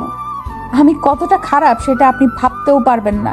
এইখানে যাই করি না কেন কেউ দেখতে পারবে না, জানতে পারবে না। অত্যাচার কাকে বলে আপনি বুঝতে পারবেন। আমার হৃদয়ে কখনোই আপনি জায়গা পাবেন না। আর একটা কথা, আমি আপনাকে রান্না করে খাওয়াতে পারবো না। রান্না করে খাওয়ার জন্য আমি আপনার কাজের মেয়ে না। আমি কোনো কথা না বলেই রোদেলার ঠোঁটে চুমো খাই। জীবনে প্রথম কোনো মেয়ের ঠোঁটের স্পর্শ নিলাম। সবসময় সিনেমায় দেখে এসেছি জোর করে আদায় করতে, জোর করে ভালোবাসতে, কিন্তু কখনো ভাবিনি আমিও কাউকে জোর করে আদর করব। অত্যাচার কি শুধু আপনিই করতে পারেন, আমি পারি না? এই যে আমি আপনাকে চুমো খেলাম, এটা আপনি কাউকে বলতে পারবেন না। যদি বলেন আমার স্বামী আমাকে জোর করে চুমো খেয়েছে, তাহলে মানুষ আপনাকেই পাগল বলবে, কারণ একজন স্বামী স্ত্রীর ওপর এই অধিকারটা আছে। দেখা যাক ভবিষ্যতে কে কাকে অত্যাচার করে। কথাগুলো বলে আমি আমার মতো করে ঘুমিয়ে পড়ি। মেয়েটার অসহায় রাগান্বিত চেহারাটা দেখতে ইচ্ছে করছিল না, তাই তার দিকে না তাকিয়ে মুখটা ঢেকেই ঘুমের ঘরে তলিয়ে যাই। জীবনটা কি থেকে কি হয়ে গেল বুঝতেই পারলাম না। ভেবেছিলাম বিয়ের পর বউকে ভালোবেসে অতীতের সব কিছু মন থেকে মুছে ফেলব, নতুন করে নিজের জীবনটাকে রঙিন করে রাঙাবো। যদিও আমার মনে হয় আমি অতীতের সব কিছু ভুলে গিয়েছি, তবুও কিছু কিছু স্মৃতি থাকে যেগুলো জীবন থেকে কখনো মুছে ফেলা যায় না। কিন্তু আমি মুছে ফেলেছিলাম অতীতের সব স্মৃতি, তবুও আমি আমার সাদা কালো ঝাঁকজমকহীন সাধারণ জীবনটাকে রঙিন করতে পারিনি। তাহলে কি নুসরাতের কথাই সত্য? আমি এখনো নিজেকে কারোর সাথে মানিয়ে নিতে পারি না? কি নেই আমার? দেখতে শুনতে ভালো, চলাফেরায় আচার আচরণে সব কিছুতেই ভালো, মানুষ হিসেবেও ভালো, জীবনে প্রতিষ্ঠিত সফল একজন মানুষ। তবুও আমি রোদেলাকে আপন করে নিতে ব্যর্থ। তার মনের মতো না, সে আমাকে ভালোবাসতে চায় না, কাছে টানতে চায় না। মেয়েরা আসলে কেমন ছেলে পছন্দ করে খুব করে জানতে ইচ্ছে করে আমার। রোদেলা কি চাইলেই আমাকে ভালোবেসে তার বুকে আশ্রয় দিতে পারে না? তাহলে সে কেন এমন করে আমার জানা নেই। সে কি জানে না আমি ভালোবাসার কাঙ্গাল? আমি তার থেকে ভালোবাসা পেতে চাই, তাকে ভালোবাসা দিতে চাই। আমার হৃদয়ের সমস্ত মধু আহরণের দায়িত্ব আমি তাকে দিতে চাই। কিন্তু আমি যতই তার কাছে যেতে চাই, সে ততই আমার থেকে দূরে যেতে চায়। সেদিনের পর থেকে সে আমার সাথে কথা বলা পুরোপুরি বন্ধ করে দিয়েছে। পুরোপুরি মানে একদমই। বিগত 7 দিন ধরে আমাদের দুজনার কোনো কথা হয় না। আপনার আপনজন যখন আপনার আশেপাশে থাকবে, আপনার সাথে প্রতিনিয়ত দেখা হবে, কিন্তু কোনো কথা বলবে না, তখন খুব খারাপ লাগবে। মনে হবে নীরবে শাস্তি দিয়ে যাচ্ছে মানুষটা। এক ছাদের নিচে বাস করলেও রোদেলা আমার থেকে যোজন যোজন দূরত্ব বিরাজ করে চলেছে প্রতিনিয়ত। যদিও ওই দিন আমার ওইভাবে তাকে চুমো খাওয়া উচিত হয়নি, তবে এমনটা না করে উপায়ও ছিল না। এটা করার কারণে অন্তত সে আমাকে একটু হলেও ভয় পাবে। এটা যদি না করতাম তাহলে হয়তো সে এমন কিছু করতো যেটা আমি কল্পনাও করতে পারতাম না। কিন্তু সে এখন সেটা করতে পারবে না, কারণ তার মনে হয়তো ভয় ঢুকে গিয়েছে। তার উপর আমি চাইলেই ঝাঁপিয়ে পড়তে পারি, নিজের অধিকারটাকে আদায় করতে পারি। যদিও আমি কখনো এমনটা চাই না, আমি শুধু বোঝাতে চেয়েছি আমি চাইলে এটা করতে পারি। সারাদিন চিৎকার চেঁচামেচি করলেও এই ইট পাথরের দেয়াল ভেদ করে সেটা বাইরে যাবে না। সে এই জিনিসটা খুব ভালো করেই বুঝতে পেরেছে। আজ 7 দিন হয়ে গিয়েছে, কোনো বাজার করি না। ঘরে যা ছিল সেগুলো দিয়েই কোনো মতে চলে গিয়েছে। রোদেলা নিজের জন্য শুধু রান্না করে, আমার জন্য করে না। সকালে হালকা ফল জাতীয় কিছু খেয়ে অফিসে চলে যাই, কারণ রোদেলা 10টার আগে ঘুম থেকেই ওঠে না। হয়তোবা ইচ্ছে করেই ঘুমিয়ে থাকে, যাতে করে আমি তাকে রান্নার কথা না বলতে পারি। দুপুরে অফিসেই লাঞ্চ করে নেই, কারণ আমি জানি বাসায় গেলে রোদেলা আমার জন্য রান্না না করে রেখে দেবে। এতটা সৌভাগ্য আমার হয়নি, তাই বাধ্য হয়েই বাহির থেকে খেয়ে আসতে হয় আমাকে। আর রাতে বাসায় এসে নিজেই রান্না করে খাই। এভাবেই চলছিল আমাদের সংসার জীবন, যে জীবনে কোনো সুখ নেই, কোনো শান্তি নেই, আছে শুধু জেদ আর দ্বন্দ্ব। অথচ বিয়ের আগে মনে হতো দাম্পত্য জীবন অনেক সুখের হয়, কিন্তু বাস্তবতা একদম ভিন্ন। গল্প, উপন্যাস কিংবা নাটক, সিনেমায় দাম্পত্য জীবন সুখের দেখা গেলেও বাস্তবে এত সুখের হয় না। বাস্তবে বিবাহিত জীবন মানে যাবজ্জীবন কারাদণ্ড, যেখান থেকে মুক্তি পাওয়ার কোনো সুযোগই নেই। 7 দিন পর আমি আমার বউয়ের মুখ থেকে কোনো কথা শুনলাম। প্রয়োজনে যে নিজের চরম শত্রুর কাছেও মানুষ মাথা নত করতে দ্বিধাবোধ করে না, তার প্রমাণ আমার সামনেই উপস্থিত। রুদেলাও হয়তো না পেরে আমার সাথে কথা বলছে, কারণ এখন আমাকে তার ভীষণ দরকার। ঘরে বাজার না থাকার কারণে রান্না বান্না কিছুই হচ্ছে না। আমি বাহিরে খেলেও রোদেলা তো আর বাহিরে খেতে পারে না। শুধু টাকা থাকলেই বাহিরে খাওয়া যায় না। পুরুষ মানুষ বাহিরে খেলে জিনিসটা যেরকম দেখায়, মেয়ে মানুষ বাহিরে খেলে জিনিসটা ততটা ভালো দেখায় না। আমার কাছে মেয়ে মানুষের হোটেলে ভাত খাওয়া জিনিসটা একদম বাজে দেখায়। কোথাও ঘুরতে গিয়ে সমস্যায় পড়ে খেলে সেটা হচ্ছে আলাদা কথা, কিন্তু একটা মেয়ে বাসা থেকে হোটেলে গিয়ে খাবার খাবে, জিনিসটা খুব খারাপ দেখায়, অন্তত আমার কাছে।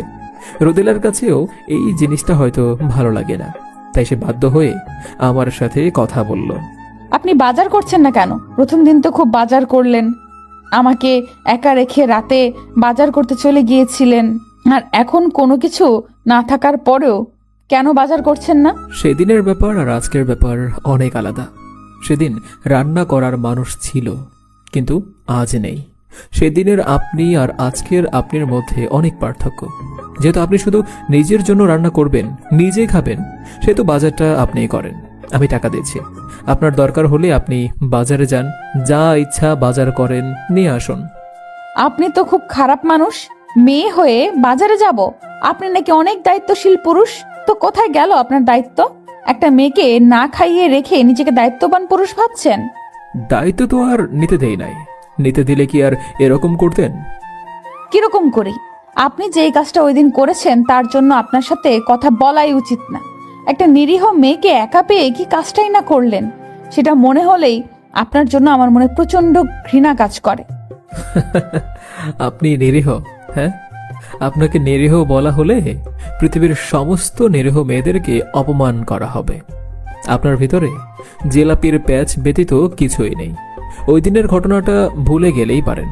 শুধু শুধু মনে করে আমাকে ঘৃণা করার কোনো দরকার নেই। হাজবেন্ডকে ভালোবাসতে হয়, ঘৃণা করতে হয় না। আপনি বাজার করে নিয়ে আসুন, আমি দুজনের জন্যই রান্না করব। কিভাবে বিশ্বাস করব? এখানে বিশ্বাস না করার কি আছে? আমি বললাম তো রান্না করলে দুজনের জন্যই করব। আপনি যদি বাজার না করেন আজকে, তাহলে আমি বাসায় ফোন দিব, বলবো আপনি আমাকে না খাইয়ে রেখেছেন। তখন আপনি তাদের সাথে কথা বললেন। আমি বাজার করতে বেরিয়ে গেলাম। মেয়েটার জন্য অনেক মায়া লাগছে, সেই সকাল থেকে না খেয়ে আছে। যদিও আমিও কিছু খাইনি, তবে নিজের জন্য খারাপ লাগছে না। অতীতে টানা 2 দিন পর্যন্ত না খেয়ে কাটানোর অভ্যাস আছে আমার, তাই একবেলা দুবেলা না খেলে খুব বেশি কষ্ট হয় না আমার। যতটা সম্ভব বেশি করেই বাজার নিয়ে আসলাম। বাজার নিয়ে আসার সাথে সাথেই রোদেলা রান্না শুরু করে দিল। আমি ভাবলাম কত ক্ষুধাই না জানি লেগেছে। আমার আরো আগে বাজার করা উচিত ছিল। এভাবে একটা মেয়েকে না খাইয়ে রাখা আসলে কোনো দায়িত্ববান পুরুষের কাজ না। আমি রান্নাঘরে যেতেই রোদেলা বলল, আপনি এখানে কেন? আমারও অনেক ক্ষুধা লেগেছে, তাই সহ্য হচ্ছে না, তাড়াতাড়ি রান্না করুন। আপনি তো খুব স্বার্থপর একজন মানুষ। কি এমন করলাম যে হঠাৎ করেই আমাকে সেলফিশ মানুষ মনে হলো? আপনি জানেন আমি সকাল থেকে না খেয়ে আছি, তাহলে বাইরে যেহেতু গিয়েছিলেনই, খাবার জন্য কিছু নিয়ে আসতেই তো পারতেন, কিন্তু তা করেননি। আপনি তো ঠিকই খেয়ে এসেছেন মনে হয়। আমার মনে ছিল না, আপনি বললেই তো হতো, তাহলে নিয়ে আসতাম। এগুলো বলতে হয় না। আমি আপনার জন্য রান্না করব না। যা রান্না করছি সেটা দিয়ে আমারই হবে নাকি কে জানে। আমি খাওয়ার পর বাঁচলে আপনি খাবেন, না হলে আপনি নিজে রান্না করে খাবেন। আপনাকে দেখে মনে হয় না আপনি এতটা খাদক। আর তাছাড়া আপনি কিন্তু বলেছিলেন, আর আমি আপনাকে বিশ্বাসও করেছিলাম, সেই জন্যই তো কষ্ট করে বাজার করে নিয়ে এসেছি। খুব রাগ হচ্ছে আমার উপর। কিছু বলতে মন চাচ্ছে, কিছু করতে মন চাচ্ছে। সেই দিনও আমার অনেক রাগ হয়েছিল, মনে হয়েছিল আপনাকে খুন করে ফেলি। যে জিনিসটার জন্য মানুষ এত কিছু করে, কতটা কাছের মানুষ হতে হয়, কতটা ভালোবাসতে হয় দুজন দুজনকে, তাহলেই কেবল লিপকিস করা যায়। এই জিনিসটা কি আপনি বোঝেন? বোঝেন না। আপনার মতো পুরুষরা ভালোবাসা বলতে কিচ্ছু বোঝে না, বোঝেন শুধু ভোগ করতে। আমার আর আপনার মধ্যে এসবের কিছুই ছিল না, তবুও আপনি এই কাজটা করেছেন। খুব জঘন্য, খুব খুব খারাপ মানুষ আপনি। আজও যদি এমন কিছু করি? করেন, আমি প্রস্তুত। চুমু খাবেন তো খেতে পারেন, সমস্যা নেই, আমি না করব না। যে জিনিসটা এত যত্ন করে রেখেছিলাম নিজের ভালোবাসার মানুষের জন্য, ভেবেছিলাম পৃথিবীর অন্য কোনো পুরুষ সেখানে কখনো কোনো দিনও অধিকার প্রতিষ্ঠা করতে পারবে না, কিন্তু আপনি সেটাকে অপবিত্র করে দিয়েছেন, অবৈধভাবে নিজের অধিকার প্রতিষ্ঠা করেছেন। এখন আর আগের মতো যত্ন করার কোনো মানে হয় না। আপনার জন্য উন্মুক্ত, চাইলে ব্যবহার করতে পারেন এবং ওই কাজও করতে পারেন। আমি স্তব্ধ হয়ে রোদেলার মুখের দিকে তাকিয়ে রইলাম। এই কথাটা শুনে আমার বুক জ্বলে যাচ্ছে। দিন যত যাচ্ছে এই মেয়েটাকে তত ডেঞ্জারাস মনে হচ্ছে আমার কাছে, অথচ এই মেয়েটা নিজেকে নিরীহ দাবি করে। আমি রোদেলার এমন কথাটা মেনে নিতে পারছি না। সে কেন এমন করছে সেটাও বুঝতে পারছি না। সে না আমাকে ভালোবেসে নিজের স্বামী হিসেবে স্বীকৃতি দিচ্ছে, না আমার থেকে ডিভোর্স চাইছে। সে আমার সাথে থাকতে চায়, অথচ আমাকে স্বামী হিসেবে মানতে চায় না। শুধু নিজের সুবিধার জন্য সে এমন করছে, নাকি ভবিষ্যতে তার কোনো মাস্টার প্ল্যান আছে সেটাও আন্দাজ করতে পারছি না। কোনো এক উপন্যাসে পড়েছিলাম, একজন মানুষের যে কোনো সময়, যে কোনো বয়সে, যে কোনো পরিস্থিতিতে যে কারোর জন্য নিজের হৃদয়ের মন্দিরে ভালোবাসার জন্ম হতে পারে। ভালোবাসার সময় মানে না, বয়স মানে না, লজ্জা মানে না। যুগে যুগে অনেক মানুষের বিয়ের পরে নিজের স্বামীর জন্য কিংবা নিজের স্ত্রীর জন্য নিজের ভিতরে প্রেম সৃষ্টি হয়েছে। খুঁজলে অনেক মেয়ে পাওয়া যাবে যারা বাবা মায়ের ইচ্ছেতে নিজের পছন্দের মানুষ না হওয়া সত্ত্বেও অনিচ্ছা থাকার পরেও বিয়ের পিঁড়িতে বসেছেন, শুধুমাত্র আপন মানুষদের মুখের দিকে তাকিয়ে। সেসব মেয়েরাই একসময় নিজের স্বামীকে মন প্রাণ উজাড় করে ভালোবাসে। তারা বাবা মায়ের সিদ্ধান্তটাকে সঠিক মনে করে, কারণ পৃথিবীর কোনো মা বাবাই হয়তো চায় না তার মেয়েকে খারাপ কোনো ছেলের হাতে চিরজীবনের জন্য তুলে দিতে। সব বাবা মাই মেয়ের একটা সুন্দর ভবিষ্যৎ চায়। আমি ভাবতাম মেয়েরা তার হাজবেন্ডকে ভালো না বেসে থাকতে পারে না। দেরিতে হলেও তারা বুঝতে পারে হাজবেন্ড ছাড়া তাদের জীবন অধরা, অপূর্ণ। হয়তো রোদেলাও একসময় বুঝতে পারবে, সব ভুলে আমাকে হাজবেন্ড হিসেবে ভালোবাসবে। কিন্তু এমনটা হওয়ার কোনো লক্ষণ দেখছি না আমি।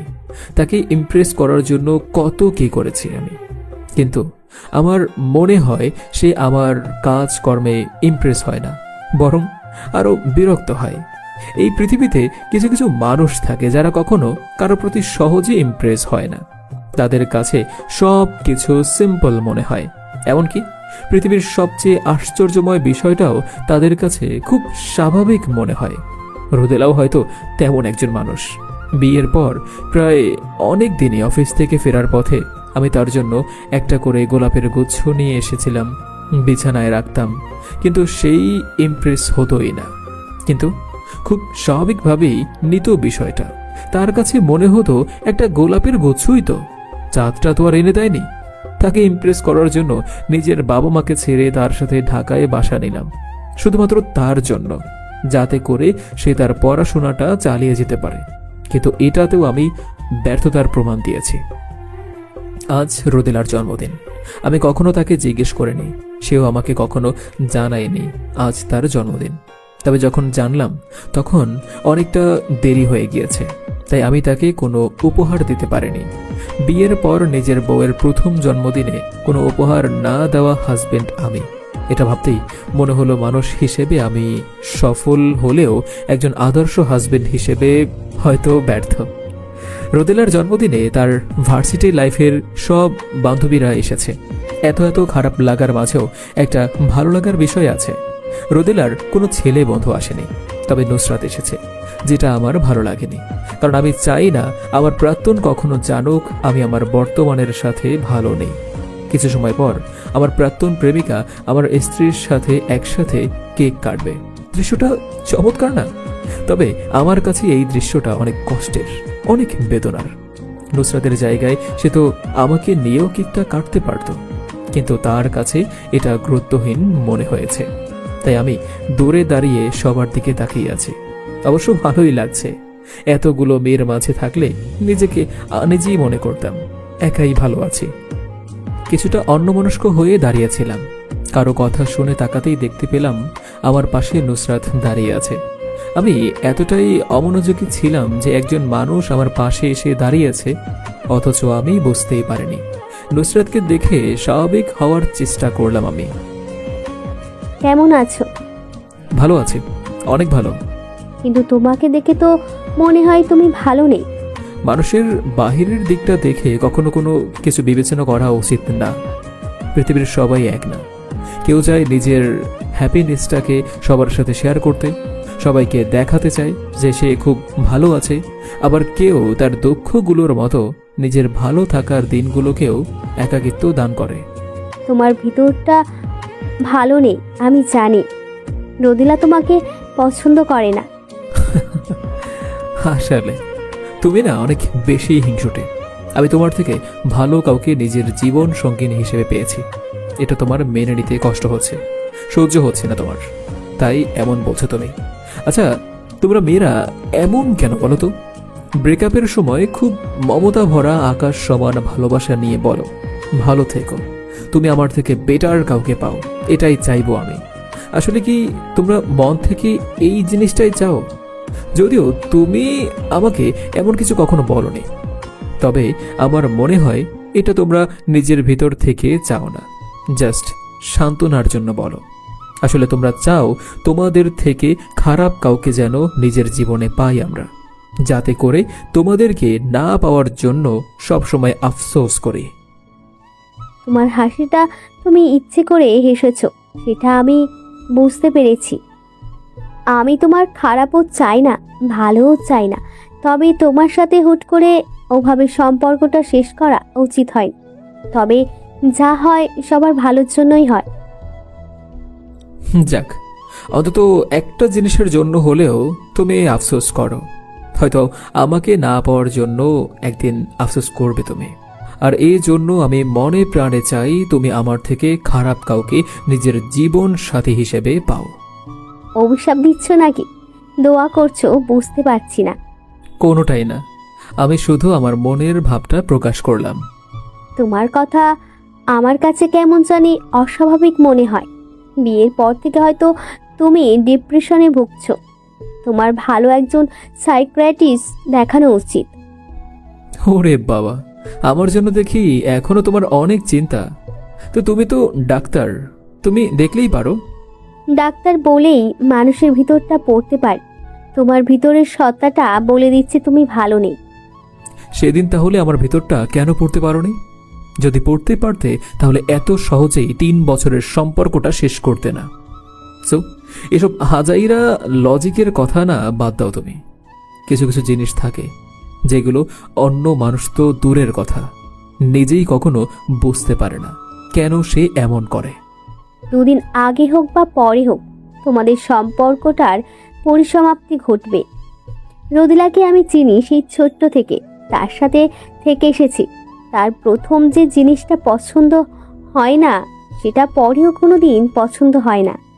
তো ভবিষ্যতে তোমাদের ডিভোর্স নিশ্চিত, অথচ ভবিষ্যতে আমি আমার হাজবেন্ডকে নিয়ে যুগ যুগ ধরে সুখে শান্তিতে বসবাস করব। তাহলে ভেবে দেখে আফসোসটা কার হবে, তোমার নাকি আমার? তুমি তোমার বউকে ভালোবেসে ধরে রাখতে পারবে না, বাট আমি আমার হাজবেন্ডকে ভালোবেসে সমুদ্রে ডুবিয়ে রাখবো। আর একটা কথা সবসময় মনে রাখবে, রোদিলা কিন্তু আমারই বোন। তাকে আমি তোমার কথা কিছুই বলিনি, এমনিতেই সে তোমাকে চায় না। আর যদি আমি তাকে বলি তুমি আমাকে ঠকিয়েছ, তাহলে সে তোমাকে কতটা ঘৃণা করবে আন্দাজ করতে পারো? কিন্তু আমি তো তোমাকে কোনো ধোঁকা দেইনি, তোমাকে ঠকাইনি। সেটা তো তুমি আর আমি জানি, রোদিলা তো জানি না। সে আমাকে অন্ধের মতো বিশ্বাস করে। আমি যা বলবো সেটা মিথ্যে হলেও কোনো যাচাই বাছাই না করেই সে সত্য ভেবে নেবে। তবে ভয় পেও না, আমি এমন কিছু বলবো না। তবে আর যাই হোক, আমাদের ডিভোর্স হবে না। তোমার এই স্বপ্নটা কোনো দিনও পূরণ হবে না। তুমি কি কখনো কোনোদিন দেখেছো কিংবা শুনেছো পাথরে ফুল ফোটে? ফোটে না। রোদিলাও তোমার জন্য ঠিক পাথরের মতো। তার মনে কোনোদিনও তুমি ভালোবাসার ফুল ফোটাতে পারবে না। সে তোমার কাজিন হলেও, তোমাকে অন্ধের মতো বিশ্বাস করলেও, সে কিন্তু আমার বিয়ে করা বউ। এই কথাটা সবসময় মনে রাখবে। সেজন্যই বুঝি নিজের জন্মদিনে তোমাকে এভাবে এতটা দূরে রেখেছে। দূরে থাকলেই যে দুজন মানুষের মাঝে ভালোবাসা নেই, এটা ভাবা চরম বোকামি। তোমাকে একটা গোপন কথা বলি, শোনো। আমি রোদেলাকে চুমু খেয়েছি। কোথায় জানো? ঠোঁটে চুমু খেয়েছি। তারপরে ও কিন্তু সে আমার উপর রাগ করে থাকতে পারেনি। কাল তো বলল, তোমার যখন ইচ্ছে তখন তুমি চুমু খেতে পারো, আমার কোনো সমস্যা নেই। তাহলে ভাবো কত দূর গিয়েছে। অথচ এটার জন্য তুমি কতবার চেষ্টা করেছো, কিন্তু আমার কাছ থেকে পাওনি। আমিনুল, চুপ করো। কি জঘন্য তুমি! কোনো কিছুই তোমার মুখে আটকায় না। রাগ করছো কেন? আচ্ছা বলবো না, এত হিংসা করা ভালো না। রোদেলা আসছে, যদি বিশ্বাস না হয় জিজ্ঞেস করেই দেখতে পারো। তবে আমি জানি তুমি এসব বলবে না, এসব গোপন কথা কাউকে বলতে নেই। রোদেলাকে দেখে আমরা দুজন স্বাভাবিক হওয়ার চেষ্টা করলাম। রোদেলা আমাদের দেখে খুব একটা অবাক হলো না। আমার পাশ থেকে শুধু নুসরাতকে দূরে ডেকে নিয়ে গেল। কি বলল আমি বুঝতে পারলাম না, তবে বুঝলাম সে নুসরাতকে কিছু বলছে। সবাই চলে যাওয়ার পর যখন রোদেলা বলল, সরি, আসলে সবার সাথে এত খুশি ছিলাম যে আপনার কথা ভুলেই গেছিলাম, কিছু মনে করবেন না। আমি কিছু বললাম না, শুধু মনে মনে হাসলাম আর ভাবলাম আপনি আমাকে কখনো মনেই করেননি, ভুলে যাবেন কি করে। ইদানিং কেন জানি মনে হচ্ছে আমি আর বেশি দিন বাঁচব না। মাঝে মাঝে প্রচণ্ড ব্যথা অনুভব করি আমি। রক্ত মাংসের শরীরে কোনো ব্যথাটা হলে হয়তো ডক্টর দেখিয়ে কিংবা মেডিসিন দিয়ে সারিয়ে ফেলতাম, কিন্তু ব্যথাটা যে মনের পিঞ্জিরায়।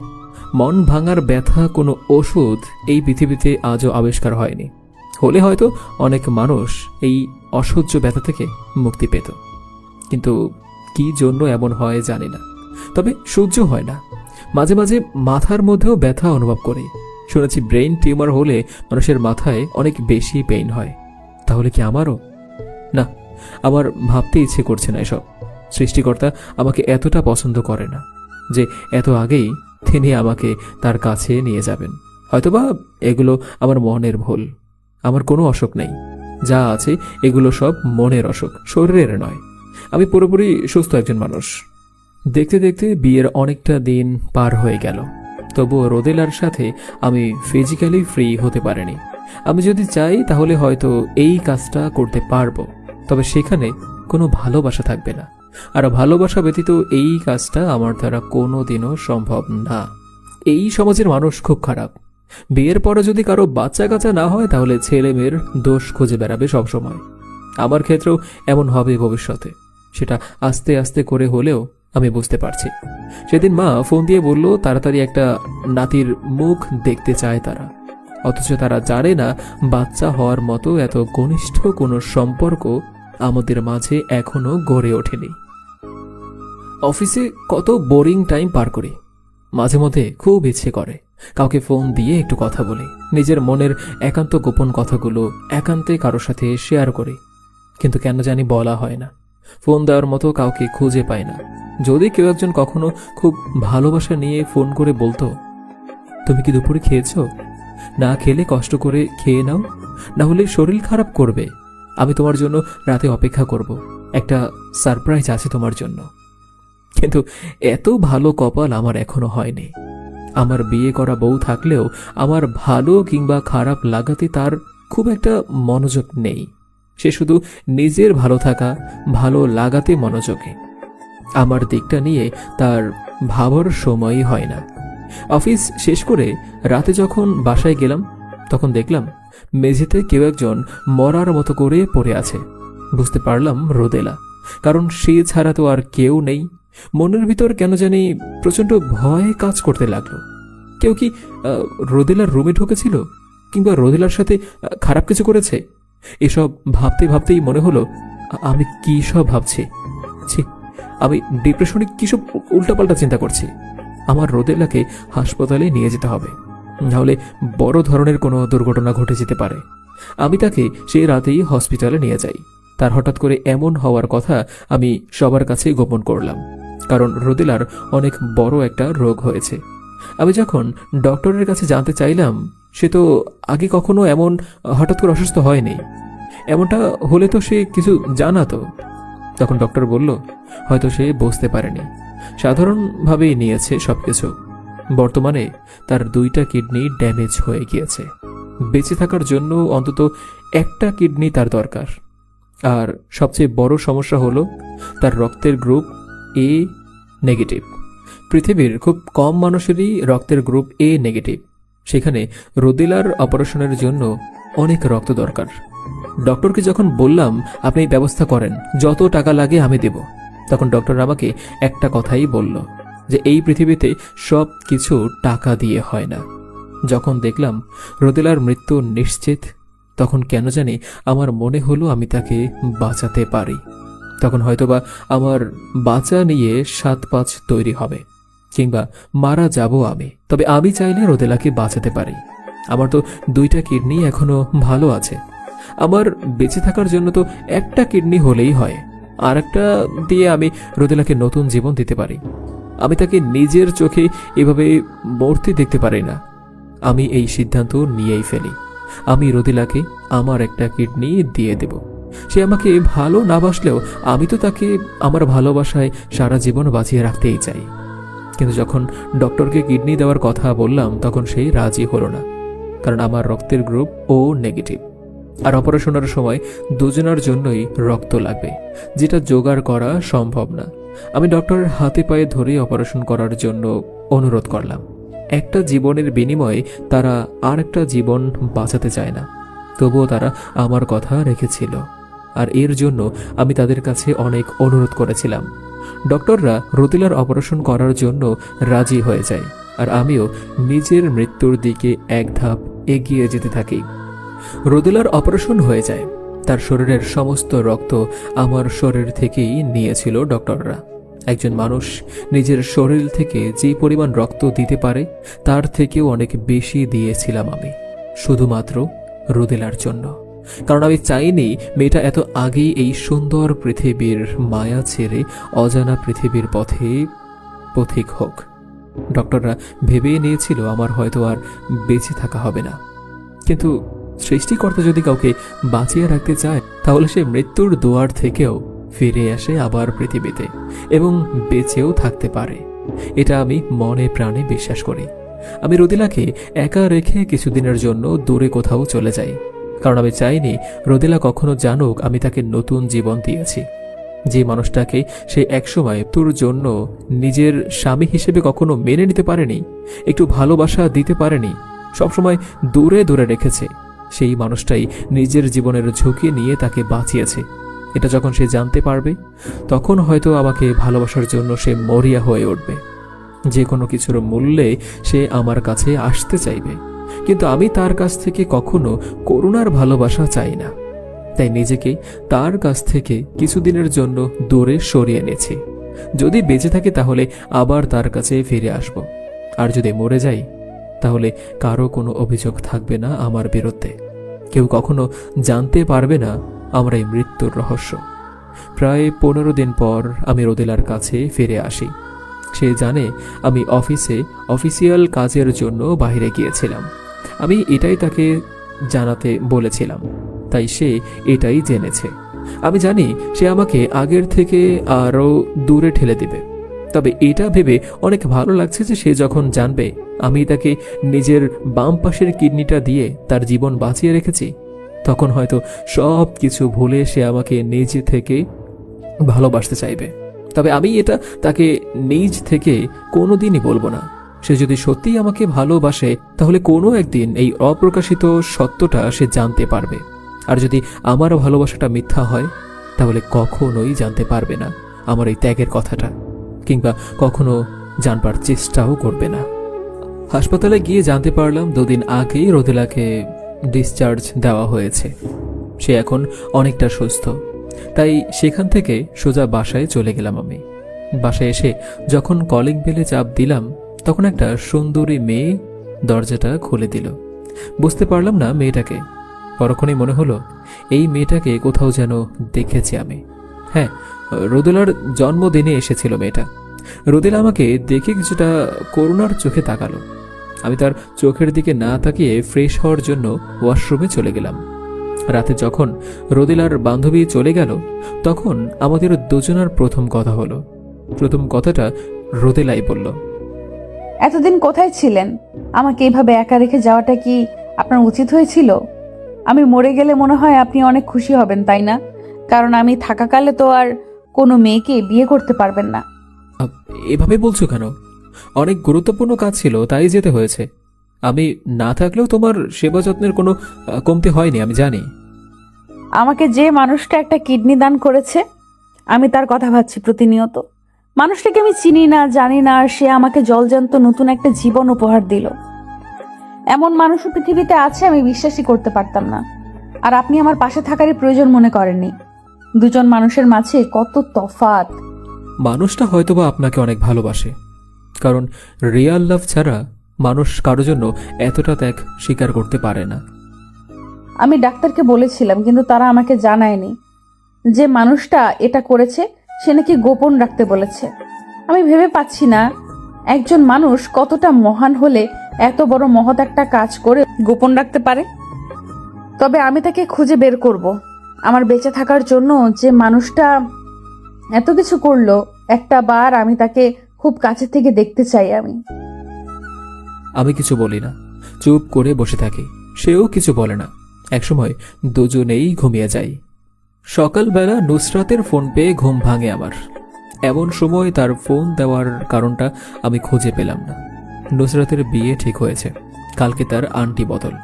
ছেলে ঢাকাতেই থাকে। সে আমাকে আর রোদেলাকে যেতে বলেছে, তার হবু হাজবেন্ডের সাথে আমাকে পরিচয় করিয়ে দেবে।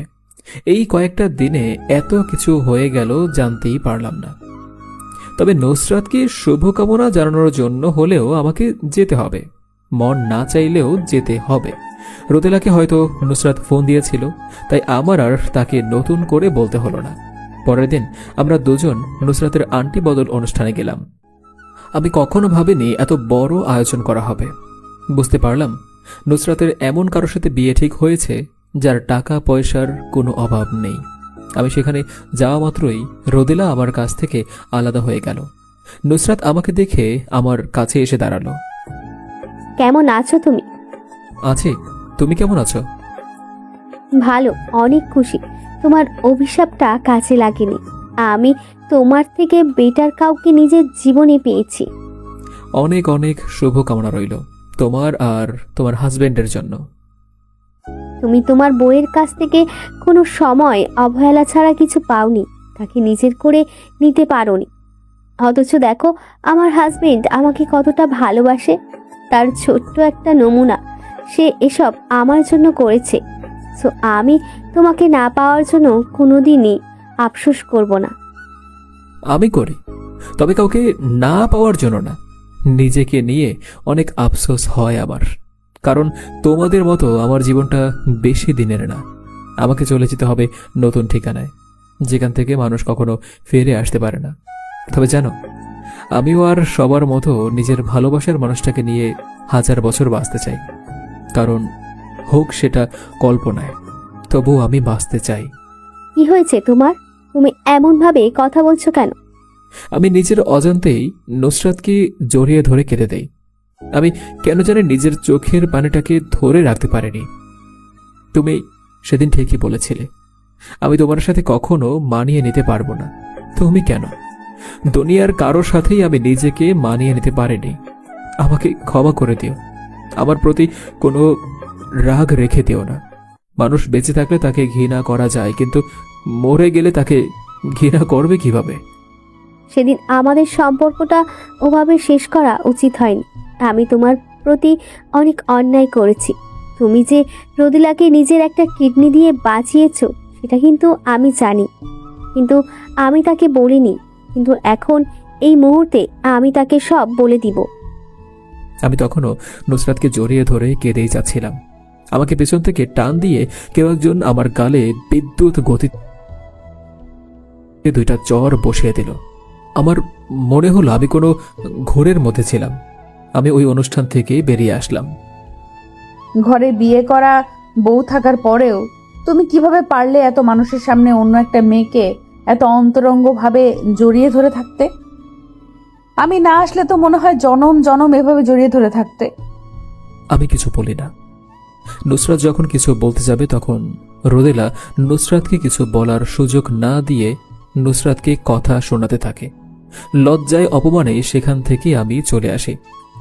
আমি বাসায় আসার কিছুক্ষণ পরেই দেখলাম রোদেলা দৌড়ে চলে এসেছে। বুঝতে পারলাম সে সবকিছু জেনে গিয়েছে। একজন মানুষ কিভাবে এতটা ভালোবাসতে পারে, আর আমি তোমাকে সবসময় ঘৃণা করতে চেয়েছি। কেন আমার মতো স্বার্থপর মেয়েকে এত ভালোবাসতে গেলে? আমি তোমার ভালোবাসার মূল্য দিতে পারিনি। আমি তখনও কিছু বলি নাই। রোদেলার কান্নারত কণ্ঠটা শুনতে থাকি। তার জলে ভেজা চোখটা জানান দিয়ে যাচ্ছে যে সে অনুতপ্ত, সে ভুল করেছে। সবসময় তোমাকে ছেড়ে যাওয়ার কারণ খুঁজতাম আমি, আর তুমি আমাকে নিজের কাছে রাখার জন্য নিজের জীবনটাও বাজি লাগিয়েছিলে। তুমি কি মনে করেছো তুমি আমাকে ছেড়ে যেতে চাইলে আমি তোমাকে যেতে দেব? ওপরওয়ালার ওপর আমাদের কারো হাত নেই। কি হয়েছে তোমার? এমন করছো কেন? কয়েকটা ঘুমের ওষুধ খেয়েছি। এত যন্ত্রণা নিয়ে ঘুমানো যায় না, বাট আমাকে যে ঘুমাতে হবে। তবে ভয় পেও না, আমি আত্মহত্যা করব না।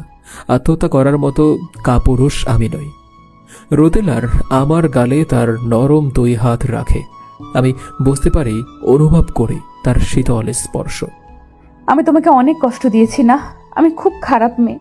তুমি আমাকে কষ্টগুলো ফিরিয়ে না দিয়ে আমাকে ছেড়ে যেতে পারবে না। তুমি আমাকে একটা সুযোগ দাও, শুধু একটা বার সুযোগ দাও। আমি তোমাকে পৃথিবীর সব ভালোবাসা দিব। আমার ভালোবাসা দিয়ে আমি তোমার সব কষ্ট ভুলিয়ে দিব। আমাকে এইভাবে ছেড়ে তুমি যেতে পারো না। হয়তোবা সৃষ্টিকর্তা চান না আমরা দুজন পৃথিবীর বুকে একে অপরকে ভালোবেসে হাজার বছর বেঁচে থাকি। মৃত্যুর পরেও কিন্তু ভালোবাসা যায়। আমি যদি মরে যাই তাহলে তুমি তোমার আধুরা স্বপ্নগুলো পূরণ করে নিও। তুমি বলেছিলে আমার সাথে বিয়ে হওয়ার কারণে তুমি তোমার স্বপ্নগুলো পূরণ করতে পারবে না, কিন্তু এখন আর সেই বাধা থাকবে না। পরের জন্মে আমি তোমাকে আমার সৃষ্টিকর্তার কাছে চেয়ে নেব।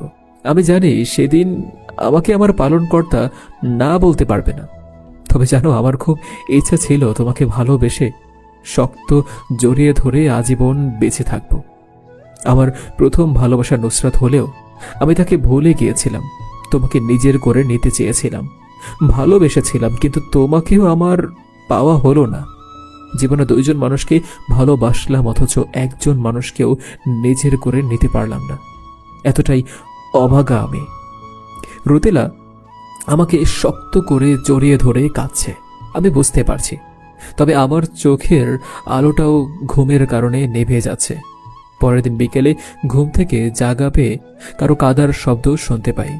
মনে হলো অনুভূতিরা গুমড়ে গুমড়ে কাছে, কিন্তু না, রোদেলা আমাকে জড়িয়ে ধরে কাছে। সেও হয়তো বুঝতে পেরেছে আর কিছুদিন পর আমি এই পৃথিবী ছেড়ে চলে যাব। আমার মনের অসুখের থেকেও এখন শরীরের অসুখটা অনেক বেশি। আমাদেরকে যখন কেউ খুব ভালোবাসতে চায় তখন আমরা তার ভালোবাসাটা অনুধাবন করতে পারি না। তার ভালোবাসাটাকে তুচ্ছ মনে হয়, অবহেলা করি।